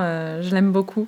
Tout marche à la baguette sur son vaisseau, sur son dirigeable. De ouf. Après, Cheetah et Pazu, ils sont aussi très mignons. Enfin, c'est vrai que je les aime beaucoup parce que bon, c'est des enfants, donc je sais que les représentations d'enfants à l'écran, dans les films, même live globalement, et les films d'animation sont pas toujours, des fois c'est des persos un peu pétés. C'est compliqué des fois. Qui sont pas vraiment des enfants, donc tu te dis bon, très bien. Tu me dis qu'il a 12 ans, mais que là vraiment, bon. Ils font enfant. Oui, c'est ça. Genre, ils ont des comportements d'enfants. Ils sont tendres, ils sont mignons. Enfin, je veux dire, puis bon, ils sont aussi forts. Ils ont leur indépendance. Ils mènent leur histoire. Puis comme tu disais, ils en viennent à sauver le monde. Donc c'est des orphelins qui vivent tout seuls et tout à la base. Quand même. Ils sont très très débrouillards aussi. Donc ils sont très mignons. Et puis je vais utiliser mon petit joker aussi pour le robot. Sur Laputa, le protecteur de la nature, qui me touche beaucoup, je l'aime beaucoup, même si on le voit pas beaucoup à l'écran. Elle m'a grillé mes 2 cartes, quoi. De quoi ? Tu m'as grillé mes 2 cartes, moi, si j'allais parler du robot. Ah, mais non, des robots. Désolée. Moi, celui-là en particulier. Tu peux parler des autres, si tu veux. Tu veux dire ceux qui bougent pas, qui sont dans placés, le fond, là, qu'on voit pas bien, sous la l'arbre, vase. dans la pousse, dans les racines. Les enfants sont très cool, mais c'est vrai que Dora, c'est un personnage, moi, j'ai beaucoup apprécié aussi, parce que c'est un personnage un peu plus rare. De voir une dame d'un certain âge comme ça, aussi forte, badass, fun, avec autant de caractère, avec un rôle de genre, c'est mine de rien assez rare. Et elle semble assez cruelle et vénale de prime abord, mais en fait c'est une pirate courageuse, elle est libre avec des principes, elle a un cœur énorme, elle prend les enfants sous son aile, elle va respecter leurs choix, quitte à risquer sa vie en partie, parce qu'elle va aussi faire ça pour la thune et tout, mais et celle de son équipage pour les aider. Elle dirige son entreprise avec panache et avec plus de justesse que l'armée. Parce que l'armée, on va se rendre compte qu'ils sont juste greedy, ils n'ont pas de cœur et ils en ont rien à faire des enfants que dalle. Là où elle réfléchit. Elle fait marcher sa tête, elle fait marcher son cœur et c'est cool. Parce que c'est un personnage plus nuancé, malgré que ça soit un pirate et qui se batte au début avec les mineurs, etc. et tout, qui fasse tout péter, qu'ils soient vachement égoïstes dans certains de leurs choix. Ils ont quand même du cœur et ils ont quand même une nuance. Chose que Muska n'a pas, sauf un moment envers Pazu, mais de manière uniquement pour manipuler, quand il libère Pazu et qu'il lui donne de la thune alors que ça lui coûte rien, enfin bref, c'est uniquement pour manipuler Cheetah. Ouais, je cherchais un mot mais je trouve plus. C'est très vénal, c'est manipulateur, c'est... Ouais. C'est raclure le mot. Ouais, peut-être un truc comme ça. Je sais pas, je veux dire philanthrope, mais je crois que non. Mais non, c'est pas philanthrope. C'est une ordure, si tu cherches un mot correct pour lui. Ouais, voilà. Non, mais parce que je voulais dire, c'est par rapport au sous, tu vois. Enfin, il fait ça par rapport à... Enfin, il y a un but derrière, quoi. Ah, il fait ça pour la puissance, oui, il est intéressé. Même l'orque qui est sur Laputa, il s'en fout, clairement. Je veux dire, lui, il pense toujours, qu'est-ce que ça va m'apporter, quoi. Qu'est-ce que, voilà... C'est toujours du... Il y a toujours un motif derrière, il ne fait pas ça par bonté. Voilà. Non, voilà, c'est ça. Pas de bon cœur, non. Et je sais pas c'est quoi le mot, mais il y a un mot pour dire ça, mais je sais plus. Intéressé ? Il est intéressé ? Non. Peut-être, ouais. Ça passe. Ça passe. Et sinon, voilà, les robots, pour moi, à la fois mécaniques et organiques, sont beaux, touchants, protecteurs, appellent aussi à la mélancolie, comme tu disais tout à l'heure, Claire. Ouais. Ils deviennent des porteurs de mort et de destruction quand ils sont utilisés par les hommes, excepté par Cheetah. Quand notamment Muska les utilise, c'est pour faire le mal. Ah oui. Heureusement, on voit qu'il est encore vivant à la fin, d'ailleurs. Parce que, en fait, l'île de Laputa est partiellement détruite, mais il reste, en fait, la partie végétale qu'on voit s'envoler un peu plus haut dans les cieux, et on voit à ce moment-là le robot qui marche toujours sur l'île avec ses petits oiseaux et tout, et ça m'a rassurée. Le bas de l'île s'effondre, toute la partie technologique, etc. Absolument. Et tout ce qui est... comme l'arbre a des très grandes racines et tout, le cristal s'élève, va dans les racines de l'arbre et élève Laputa pour rejoindre les cieux, l'infinité des cieux. C'est beau. C'est tellement beau. Alors, les thématiques. On a déjà quand même un petit peu abordé ce dont parlait le film, mais ça brasse quand même pas mal de thématiques, c'est assez large. Oui, c'est riche. C'est très riche. C'est riche de beaucoup de sujets, exactement. On peut pas dire que ça brasse de l'air. Malgré les avions. Voilà. Je vais pas rebondir dessus.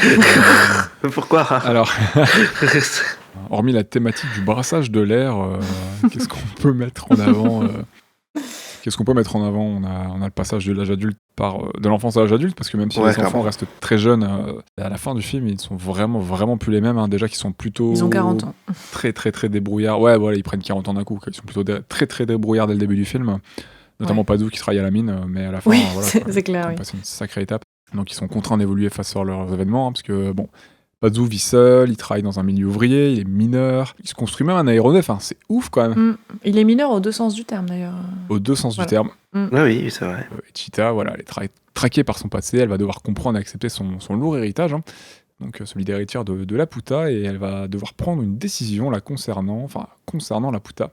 J'ai vu que tu avais noté le rapport de l'homme à la nature et à la technologie, Oui, on l'a déjà abordé, hein, mais clairement. qu'on peut aussi linker à la mise en garde sur le pouvoir, hein, par rapport à la technologie et son utilisation du coup des technos et ses dangers. Bah oui, qui est un thème, je crois, qui revient pas mal dans le roman de Swift, d'ailleurs. Enfin, j'avais vu ça, mais c'est aussi quelque chose qui est abordé par Swift, Les Voyages de Gulliver, apparemment, c'est quand même un roman assez cynique, quoi, sur la société, et notamment le rapport de l'homme aux sciences, etc., tout ça. Donc, j'avais vu ça, donc bon, c'est peut-être aussi quelque chose d'inspiration, qui a touché, je pense, qui est cher à Miyazaki, mais voilà, pour Ouais. reprendre encore l'inspiration de Swift et des Voyages de Gulliver, c'est quelque chose qui apparemment était déjà abordé dans l'œuvre originale de Swift. Voilà. De toute façon, son rapport à la techno, c'est une marotte. Hein. Ouais. Dans son film précédent, Nausicaa, de toute façon, que je vais reciter au moins 5-6 fois d'ici à la fin de l'épisode, il y avait déjà ce rapport à la technologie-là, parce que on est dans du post-apo dans Nausicaa, il y a une destruction du monde, voilà, par l'homme. L'homme provoque sa propre destruction, tout ça. Il va devoir réapprendre, il réapprend à vivre avec des technos différentes et tout. Enfin bref, il y a vraiment un rapport à ça. Et dans d'autres films, il y aura aussi le rapport à la technologie, hein, que ce soit par l'armement, etc. Donc Ouais. c'est vraiment quelque chose qui revient très très régulièrement chez Miyazaki. Donc là, voilà, on a Laputa, hein, qui est techno très avancé, hein, c'est capable de créer du beau. Donc l'humain est capable de créer du beau, mais aussi le pire, hein, puisque elle a la puissance de feu. On voit une explosion qui rappelle la bombe atomique. Hein. C'est le pouvoir des cieux sur la Terre, donc il y a quelque chose de très divin. Ouais. Contrôle sur les terriens. Je reprends une citation de Mouska qui dit que c'est le feu sacré qui détruisit Sodome et Gomorrhe. Hein. C'est texto dit dans le film. Donc 2 villes de Palestine, ça fait partie de l'histoire de l'Ancien Testament. Et où la destruction d'Indora ou de Ramanaya, qui est un écrit indien qui relate la quête de Rama. Ou encore voilà l'Atlantis qui est cité, et ces 3 villes auraient été détruites par les flèches du paradis. Donc Ouais. voilà, Laputa a une position céleste, elle peut être vue comme voilà la cité des dieux, tel l'Olympe. Ouais, on parlait de la tour de Babel tout à l'heure. Enfin, il y a vraiment une dimension assez mystique, Exactement. voire religieuse, si après, voilà, selon les croyances, etc. Mais vraiment ancrée, ouais, dans un truc un peu de divin, spirituel. Ouais, c'est. Il y a une mise en garde dans ce film par rapport à l'utilisation de la techno, depuis envers la nature notamment, hein, depuis Nausicaa de toute façon, et c'est quelque chose qui va revenir plusieurs fois dans d'autres films. C'est, je pense, être conscient des conséquences de nos choix, même avec des bonnes intentions, on peut arriver aux pires catastrophes. Hein. Notamment, je reviens à l'atome, hein, donc à la bombe atomique, hein, la découverte de l'atome, en lien avec l'arme de Laputa. Hein. Quand l'atome a été découvert, c'était pas forcément pour créer une bombe atomique derrière, mais on a vu ce que ça pouvait aussi faire. Après tout, on dit que l'enfer est pavé de bonnes intentions, donc je pense qu'il faut pas oublier que même voilà, derrière de bonnes choses, on peut y avoir toujours de mauvaises actions, un mauvais détournement de part de mauvaises personnes, quoi. Ouais, c'est sûr. Et voilà, je pense que le film rappelle que la techno n'est pas la réponse à tout, et ne peut pas résoudre tous les soucis, qu'il faut accepter certaines choses et préserver notre lien profond avec la nature, hein, chose qu'avaient perdu les gens de Laputa. Et c'est apparemment pour ça que... Une des raisons données dans le film, ça serait que pour cette raison, leur lien avec la nature qui était coupé, qu'ils sont de nouveau retournés sur Terre. Ok. Je sais pas ce qui vous a parlé d'autre en termes de thématique. Hein. Là, je viens de faire mon petit tunnel. Bah écoute, pour ma part, il y a la thématique aussi vachement de la liberté qui est représentée notamment par les pirates, hein, libres comme l'air. D'ailleurs, on pourrait reprendre Exactement. l'expression, qui naviguent le ciel, avides d'aventure et de trésors, comme on disait. Ils sont ni bons ni mauvais, mais ils suivent leur destinée, loin des contraintes et des codes de la société terrestre. Donc j'ai trouvé que c'était joli, et que voilà, il y avait un peu ce truc un peu de liberté, d'aventure, qui nous happe un petit peu, nous, en tant que spectateurs. J'ai bien kiffé. De toute façon, c'est vrai que la liberté, l'étendue du ciel, les pirates, à la base, c'est sur les mers, les océans, mais là, voilà, c'est les pirates de l'air, mais je sais pas, il y a un truc très... je sais pas, l'aventure, la liberté, je sais pas, genre, que je relie à la thématique un peu du ciel, je sais pas pourquoi, mais... C'est parfaitement retranscrit par Miyazaki. Exactement. La sensation de liberté, que ce soit par le planeur de Cheetah, de Pazu, ou par c'est le Tiger, je sais plus comment il s'appelle, le vaisseau de je sais Dora, le plus. Tiger, je sais plus quoi. Pas le Goliath, non? Il y en a pas un qui s'appelle Goliath? Non, oui, le Goliath, c'est celui de l'armée, c'est non? celui de l'armée, Goliath, ouais, c'est celui t'as de raison. Ouais. C'est le gros cuirassé là, énorme. Mais il y a vraiment une sensation, il a vraiment parfaitement à retranscrire ça, y compris dans Nausicaa avec son planeur, ou dans Porco Rosso avec l'avion de Marco. Enfin, on sent que c'est un passionné de toute façon de l'air, de mécanique, d'aviation. Clairement. Et il a il a un don, il a une vue pour ça, il a des idées, et ça marche très très très très bien. Ouais, carrément. Et puis c'est vrai qu'il y a une ambiance, comme on disait aussi, mystique, qui appelle un peu à la rêverie, à la croyance, presque au conte enchanté en fait. Il y a quelque chose de, comme je disais tout à l'heure, un peu d'irréel avec ces représentations un peu féeriques, un peu irréelles, l'île flottante, le château flottant de mystique. La pierre un peu magique, mine de rien. Magique, ouais, c'est ça. Le terme est pas bête, ouais, mais qui reste il y a un peu de magie, hein. Très concret en fait, je trouve, comme j'expliquais tout à l'heure, qui fait sens, qui nous parle, quoi. Et la magie de Miyazaki, c'est vraiment de mêler un univers imaginaire avec des sujets en fait très très sérieux et palpables de notre monde réel, de notre actualité, rendant en fait son histoire si sensée et trouvant écho à des émotions qu'on connaît bien en fait et qui nous touchent, avec ses personnages hauts en couleurs, ses paysages recouverts de faune et de flore. Ces constructions, ces véhicules aussi, les vaisseaux, etc. Les vaisseaux, les voitures, les mécaniques, qui le planeur, représentent à l'écran. Miyazaki nous transporte. Ça donne envie. Ouais, c'est clair, de ouf. Et il nous transporte vraiment dans un univers un peu féerique parfois, tu vois, où on se projette facilement, parce qu'il y a des codes et des liens avec notre réalité qui sont plus que présents malgré tout. Et c'est ça que je trouve joli, c'est que c'est presque une métaphore de ce que nous on peut aussi connaître de certaines problématiques de notre monde, et il peut aborder des termes graves, sérieux, tout en nous le présentant d'une façon jolie, je sais pas comment dire, mais qui fait rêver, qui donne de l'espoir, quelque chose de poétique malgré tout, même dans des sujets parfois graves et sérieux, et c'est ce que je trouve vraiment... Il arrive à mettre du beau partout. Exactement, c'est ce que je trouve assez magique, quoi, avec Miyazaki. Je pense que c'est la force du film, hein. C'est aussi d'apporter cette légèreté, alors que mine de rien, ça parle de sujets. Tu pourrais prendre tous les sujets qu'il aborde, ça pourrait être très très serious business, et non, il arrive à apporter une légèreté, une féerie par moment. On peut faire un film ultra dark et tout, ultra sombre. Ouais, avec ces mêmes thématiques, on aurait pu faire un truc vraiment très très déprimant, très. C'est premier degré, mais beaucoup plus premier degré dans la sériosité du peut-être quelque chose de plus lourd. Ouais. Là j'ai sous les yeux le passage où il dépose des fleurs là sur les tombes là sur la pouta, c'est trop beau. Oui. Ça a beau être un moment solennel, c'est magnifique, t'es transporté, et puis la pouta c'est superbe, quoi. T'as envie d'y être, t'as pas envie de partir, ouais. hein, c'est trop beau, quoi. C'est un peu comme l'Éden, du coup, si on reprend toujours la figure un peu mystique, divine. Un peu, ouais. Clairement. Il y a ça. Sachant qu'il y a beaucoup d'inspiration en plus européen dans ce qu'il met à travers ses films, depuis Cagliostro et même avant. Et j'avais lu un truc sur ça, je sais plus c'était pour quel podcast, j'avais lu un livre. Il y avait un auteur, un mangaka, ou je sais plus c'est un réalisateur ou quoi, japonais, qui disait les Japonais ils aiment pas les Japonais en fait. Parce qu'en fait tu regardes tout ce qui est les trucs qu'on a fait, genre Jojo c'est en Italie machin, Miyazaki c'est l'Europe, en fait ils aiment pas faire des trucs au Japon, tu vois. Mais on avait un petit peu parlé pour Cagliostro, parce que Cagliostro c'est énormément aussi inspiré de l'Europe, je crois de mémoire, je crois de la Suisse, de l'Italie, tout ça, et pas la France aussi. Carlo, tout ça, ouais, je crois, ouais. Ça se sent de ouf, et il retranscrit super bien. Et puis de toute façon, il a fait plusieurs voyages en Europe qui l'ont marqué. Alors, il a notamment été au Pays de Galles pour ce film avec ses équipes, pour retranscrire la ville minière en fait, et les conditions de vie des mineurs. Et toi, Esta, il y avait des thèmes qui te parlaient particulièrement? Parce que là, moi, j'ai pas trop réfléchi, mais Parce que moi j'ai l'impression que vous avez un peu tout dit ce qu'il y avait de principal, quoi. Donc, sur le passage de l'âge de l'enfant à l'adulte, quoi.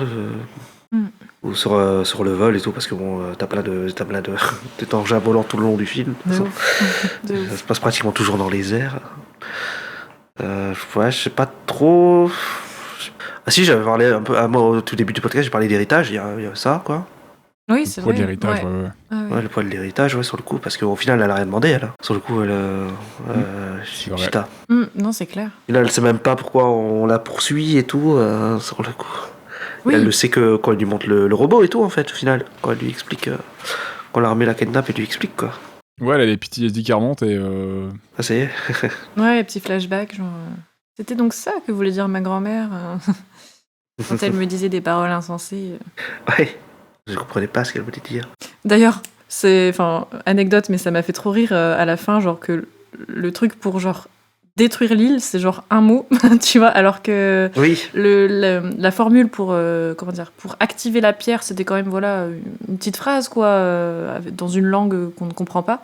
Et genre par contre pour détruire l'île, je sais plus ce qu'elle dit, mais genre c'est 2 syllabes quoi, genre et c'est tout, c'est Oui, parti. oui. La destruction est en marche, on ne peut plus l'arrêter. Je me suis dit ah oui d'accord.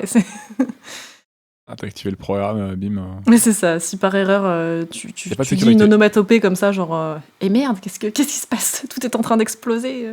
Mais bon, vu comme certains les adultes qui veulent la pierre ont pas l'air très malins, je pense que la confier à un enfant, ça sera pas plus grave de toute façon dans leur univers. Mais oui, c'est vrai qu'il faut pas beaucoup de choses pour l'activer et pour renverser la situation finalement. Donc t'as pas intérêt de gourer, c'est vrai. Ouais. J'ai vu que t'avais noté des choses pour les références ou les influences, Claire. Oui, alors j'ai juste, Istot, tu l'as abordé un peu tout à l'heure déjà, mais du coup j'ai trouvé en effet que toute la partie de la course-poursuite au début, là, entre les pirates et Chita et Pazu, notamment avec la scène sur les rails de train, etc., comme on disait, elle est vraiment très empreinte d'un humour un peu burlesque qui, moi, m'a fait penser par moments à un humour qu'on peut retrouver chez Laurel et Hardy ou même Charlie Chaplin avec ces trucs un peu de gag, tu vois, genre... Mr Bean. Ouais, aussi, carrément, avec un humour un peu... Tous les trucs. L'humour anglais, quoi. Exactement, voilà, l'humour anglais, un humour d'exagération, de surenchère, qui rend les personnages parfois un peu ridicules face à des situations un peu comiques, voilà, où les actions s'enchaînent vite. Chaque fois qu'on pense que les pirates ils sont enfin semés, en fait, pas du tout, ils réussissent à reprendre la course, parfois par des moyens improbables, genre quand ils remettent la voiture sur les rails et qu'ils détruisent tout sur leur passage, c'est quand même rigolo, quoi. Ouais. Donc, Oui. Et puis il y a beaucoup de casse et d'explosions, tout ça. Donc en fait, ça rend le moment vraiment super dynamique, la scène est vraiment trop cool. Et comique en fait, et ça nous laisse déjà un petit peu comprendre du coup que, à moitié, hein, que les personnages des pirates, ils sont pas vraiment méchants en fait, tu vois, c'est pas des vrais vilains.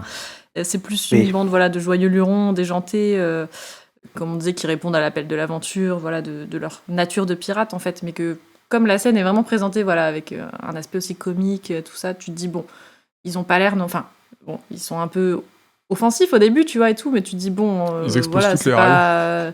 Ouais, c'est ça, quoi, genre ils détruisent énormément de choses sur leur passage, mais en fait, ils sont rigolos, quoi, donc... Mais c'est pas comme l'armée qui sort tous les canons, qui explose tout littéralement d'un coup. Oui, c'est pas la même ambiance. Non, c'est ça. Ils viennent avec un tank en métal, là. Tu sens que quand l'armée est là, les gros débiles sont sortis. Ouais. Les termes sont dits. Ah bah, y a pas d'autre mot, hein, on va pas se mentir. Hein. Bah écoutez, je vais vous demander ce que vous avez pensé. On a déjà dit que le film était magnifique et tout, mais on est d'accord que voilà, les visuels du film sont beaux. Enfin, le film est superbe. Ah, clairement. Non, il est moche. Non, j'ai dégueulasse.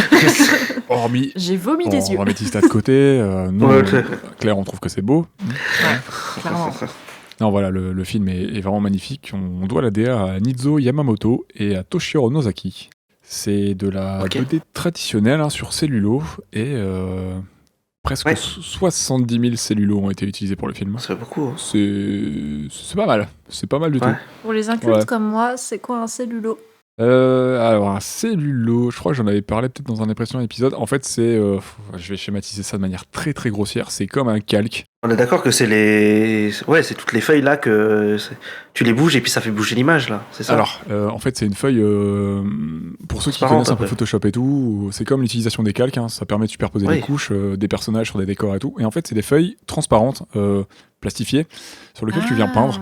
tes Ouais. personnages et tes décors, et par exemple, tu vas juste faire ton personnage que tu vas le poser sur le décor qui sera derrière, prendre une photo, etc., etc., et tu vas le faire évoluer comme ça, frame par frame. Un Mais peu du coup, comme du ouais, c'est ça, stop c'est un motion, ensemble de feuilles sur lequel tu viens accumuler les couches de tes décors et de tes personnages pour les animer, etc., quoi. Ok, un peu comme Parce du que là, stop si motion, on est mais dans les en... années 80, c'est pas fait par ordi ou quoi comme maintenant. Hein. C'est Non. pas fait numériquement et tout. C'est Ouais, tout à la main. encore, à la main, et quoi. encore, après, ça a continué à se faire traditionnellement, mais il y a une intégration numérique. Oui, voilà. Tu peux encore le faire de manière plus traditionnelle, mais en passant par le numérique pour l'étalonnage, pour l'assemblage, retoucher les couleurs, etc., etc. Il y a plein de manières de faire maintenant. De toute façon, tu passes toujours par l'ordi maintenant. Au bout d'un moment, t'es obligé. Par exemple, il y a des films encore qui sont de manière traditionnelle, mais après ils sont peaufinés, retouchés, etc. par ordinateur. Oui, voilà. Mais il y a encore des films qui sont de manière tradie. Et je pense que les derniers films de Miyazaki, ça doit être encore un sacré mélange. Je sais pas s'ils sont faits entièrement numériquement, je crois pas. Après voilà, pour le tout dernier, je sais pas, mais je crois qu'il y avait un mélange pour ces derniers, notamment le vent se lève. Bon, ça lève, ouais. Donc bon voilà, on est d'accord que les visuels, c'est de la folie. J'adore le mélange organique et mécanique, hein, que ce soit les robots, que ce soit la puta, que ce soit les flapters, comme on le disait au tout début de l'épisode, hein, les véhicules des pirates qui font penser à des libidules, tout ça. Et aussi Oui. à l'avion de Marco dans Porco Rosso, je tiens à le dire, moi j'y ai pensé tout de suite, c'est la même couleur. Et Ouais. le dessous, Et la rouge. coque, ça fait penser à l'hydravion, la coque de Marco. Voilà, les lumières et les couleurs sont magnifiques, ils sont trop forts. C'est un peu dans la lignée de Nausicaa pour certains, chromatiquement parlant. On retrouve des petits points communs, notamment avec les couleurs utilisées très Ouais, ça ocre, ressemble un peu. Ouais. dans le côté un peu sépia ocre, notamment dans l'opening, qui rappelle des moments vraiment de Nausicaa. Donc tu sens que c'est une époque où il était dans ces teintes-là, où ça va évoluer Ouais. avec les années. Et c'est très cool. Moi j'aime beaucoup. Est-ce que vous avez quelque chose à ajouter pour les visuels, ou on peut terminer par le point musique ? Terminé par la musique. Hein. Ben oui. Allez, bon, passons à la musique. Claire, je te laisse lancer les hostilités. Les festivités, plutôt. Parle-nous de Joe. Bah, parlons de Joe, clairement. Jojo. Monsieur Joe Hisaishi, donc il s'agit là de sa deuxième collaboration avec Miyazaki. Après un film dont on n'a pas trop parlé jusqu'ici, Nausicaa et la vallée du vent. Ce sera pas la dernière fois qu'on va en parler, je vous le dis. Je vous le dis ce soir. Donc bon, personnellement, voilà, la musique, je la trouve sublime, hein, clairement. Elle intègre parfaitement le film, et je dirais même que autant dans certains films, la musique parfois elle est, comment dire, elle est anecdotique puisqu'elle accompagne plus ce qu'on va voir à l'écran qu'autre chose, que là je trouve que c'est une part intégrante du film. Enfin, je veux dire, sans la musique, ça changerait toute l'ambiance du film. Enfin, je sais pas comment dire. Si c'était une autre musique, ça fonctionnerait pas pareil. Là, vraiment, toute la bande son, toute la bande originale, je la trouve parfaitement intégrée à ce qu'on va voir, et elle participe beaucoup à l'ambiance, aux émotions De ouf. qu'on va ressentir. Vraiment, c'est canon, quoi. C'est 20 sur 20. Il est trop fort, Isaichi. Il est vraiment trop beaucoup fort. trop fort. Le thème principal de la puta, c'est super joli. C'est une balade d'une grande légèreté qui prend vraiment aux tripes en plus quand il faut. Enfin, je sais pas, il y a des montées d'émotions. Genre, quand t'écoutes ça, je trouve ça trop beau. On pouvait pas imaginer mieux, moi, je trouve, pour accompagner une histoire qui évoque aussi le ciel, le vent, la liberté, la nature, enfin, toutes ces thématiques-là T'as qu'on a l'impression que déjà c'est une compo abordées. parfaite. Hein. Exactement. On est amené à la rêverie, à Sur l'émerveillement. plusieurs de ses compos sur d'autres films aussi, hein, c'est Ouais. pareil. Hein, quand je les réécoute, je me dis, mais en fait, Ah, je c'est- sais pas, on peut pas imaginer autre chose. ça- Chef-d'œuvre, hein, ouais, non, mais je suis d'accord. Vraiment, ouais, voilà, on est amené à la rêverie, l'émerveillement, la mélancolie, enfin, ça mêle plein de choses. Et puis, dans les moments beaucoup plus sombres, comme la scène du robot, etc., une musique beaucoup plus épique, guerrière, inquiétante même, lors du réveil du robot et de la bataille, qui rend le moment époustouflant et terrible. Enfin, je sais pas, genre, je trouve juste que il n'y a pas besoin de paroles, en fait, juste ce qu'on va voir et ce qu'on va entendre en tant que bande-son, en tant que musique, ça fait la scène à part entière, et ça fait naître tellement d'émotions. Enfin, c'est trop beau, genre avec les trompettes et ce truc un peu, voilà, ouais, comme un peu guerrier, tu vois, un peu son de guerre. On va retrouver aussi un peu ces thématiques-là pendant la scène de la tempête, hein, un truc un peu inquiétant comme ça, avec les dragons d'éclairs et tout. Enfin, Exactement. Ouais. clairement, c'est canon. Et puis, on peut aussi citer la fin, la musique du générique de fin, qui reprend le thème principal de la puta, mais chanté cette fois-ci. Et c'est trop beau. C'est trop beau. Il y a rien à dire. C'est trop beau, comme toujours. Kimi C'est- wo Nozete, interprété par Azumi Inoue. Ouais, c'est ça. Eh bien, vous qui appréciez la musique, y compris chers Vraiment, ça auditeurs, chers auditeuristes, sachez qu'on a failli ne pas avoir de musique pour ce film, puisque apparemment C'est vrai Miyazaki aurait pensé un certain temps à faire un film sans musique, et Tiens. que ce serait Isao Takahata qui aurait insisté pour intégrer une BO Ah au film. ouais. Ah bah tu vois, Et je- apparemment, c'est un ouais. des OST les plus chers de l'histoire du cinéma japonais. Eh, mais c'est fou. D'accord. C'est complètement fou parce que genre moi ça me surprend carrément d'entendre ça parce que comme je disais juste avant, genre ça fait tellement partie du film que s'il y avait pas cette musique, enfin Ce serait bizarre, hein. ce serait bizarre. Enfin, je sais pas ce que ça donnerait, mais ce serait un film super différent quoi. Mais lui, c'est pas un peu le John Williams de Miyazaki, lui. Si, un petit peu, ouais. Il lui fait un peu tous ses films, non? Je sais pas, faudrait que je regarde. Mais... Alors, je crois qu'il a fait la musique de tous ses films sauf Lupin. Je crois que Oui, c'est voilà, pas mais lui tous sur les Lupin. Ghibli, c'est lui, non? Il me semble, ouais. Enfin, Ghibli Miyazaki, quoi. Oui, Miyazaki, parce qu'il a pas fait tous les Ghibli. Hein.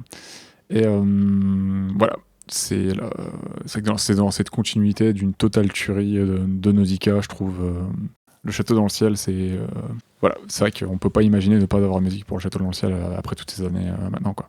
Clairement. Bon, je pense que t'es d'accord, Ista, hein, la musique est magnifique. Oui, ouais. moi je disais tout à l'heure que ouais, tu tapes sur YouTube, tu tombes sur je sais pas combien de covers. Donc, carrément. Ouais. Ouais, bah, C'est une musique qui a énormément marqué. Je pense qu'elle a énormément marqué au Japon et chez nous. Bon, chez nous, elle s'est arrivée plus tard, donc ça a dû marquer dans les années 2000, quoi.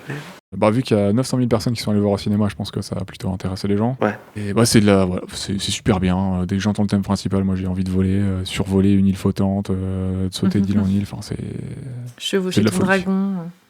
Pour les intéressés, il y a un concert complet de Joe Hisaishi sur YouTube qui reprend ses compos, pas toutes, mais les grands thèmes. Il fait une sélection des grands thèmes qu'il a composés pour les films de Miyazaki au sein de Ghibli. Et il y a même une version sans les entractes, juste avec la musique. Et écoutez, là, c'est une tuerie. Ok. Deuxième info, si vous regardez le film en version US, Joe Hisaishi a réenregistré la compo avec un orchestre en allongeant, je crois, une trentaine de minutes, je sais plus, pour combler les blancs pour le public américain. Parce qu'apparemment, ils sont pas Oui, capables d'accord, d'apprécier un compris. film dans lequel il y a des blancs, parce qu'apparemment, ils ont même rajouté quelques scènes de dialogue pour combler les blancs. Voilà. Voilà. Oui, bah, le public américain, il se distingue beaucoup par des trucs comme ça.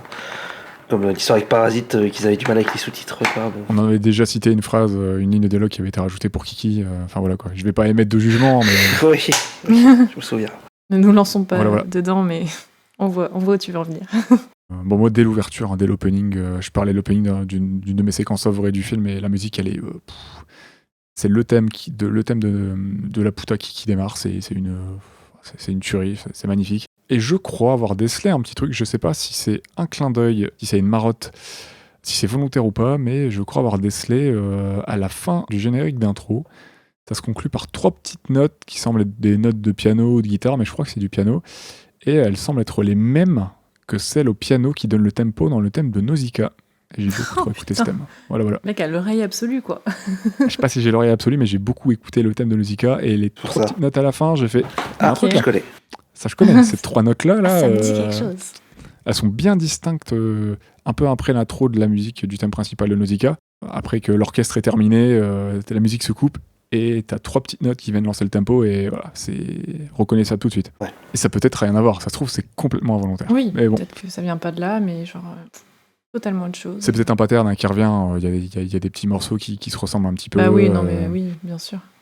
Ah, c'est peut-être volontaire aussi, hein, ouais. Un petit clin d'œil. Ouais, Oui, parce que le musicien, il a son style et comment ça peut. Enfin oui, Exactement. comme on disait avec C'est curieux, Miyazaki ouais. tout à l'heure avec ses Exactement, ça personnages. arrive chez plein d'autres compositeurs, on reconnaît un petit peu, on voit des petites similitudes. Oui, bah, quand des t'entends John empreintes, Williams, tu sais que c'est du John Williams. Mm. Danny Et- Elfman, c'est pareil, voilà. Exactement. Est-ce que vous avez quelque chose à ajouter sur ce film? Moi, je pense qu'on a plutôt fait le tour, et plusieurs fois d'ailleurs. C'est- Ouais. On a fait un bon On a petit fait tour. plusieurs hein. tours. C'est on a ça. fait 3 tours. Ah bah écoutez, je pense qu'on va pouvoir se diriger vers la sortie. On va pouvoir reprendre le planeur et refaire un petit vol. Hein. Allez, un petit vol pour le plaisir. Est-ce que ça, tu peux nous rappeler nos différents réseaux sociaux pour les gens qui ne seraient pas abonnés, qui voudraient s'abonner, s'il vous plaît? Ça nous aiderait pas mal. Oui, bah, on est sur Twitter et Instagram, @stopmotionpod.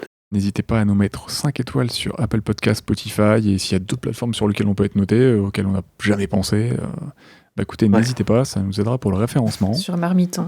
Marmiton? Je sais pas. T'as dit Je Marmiton? me Non, non, Sur quoi on on n'est peut pas sur nous Marmiton, non. Et Pas c'est bien encore. dommage. On n'est pas sur TripAdvisor non plus.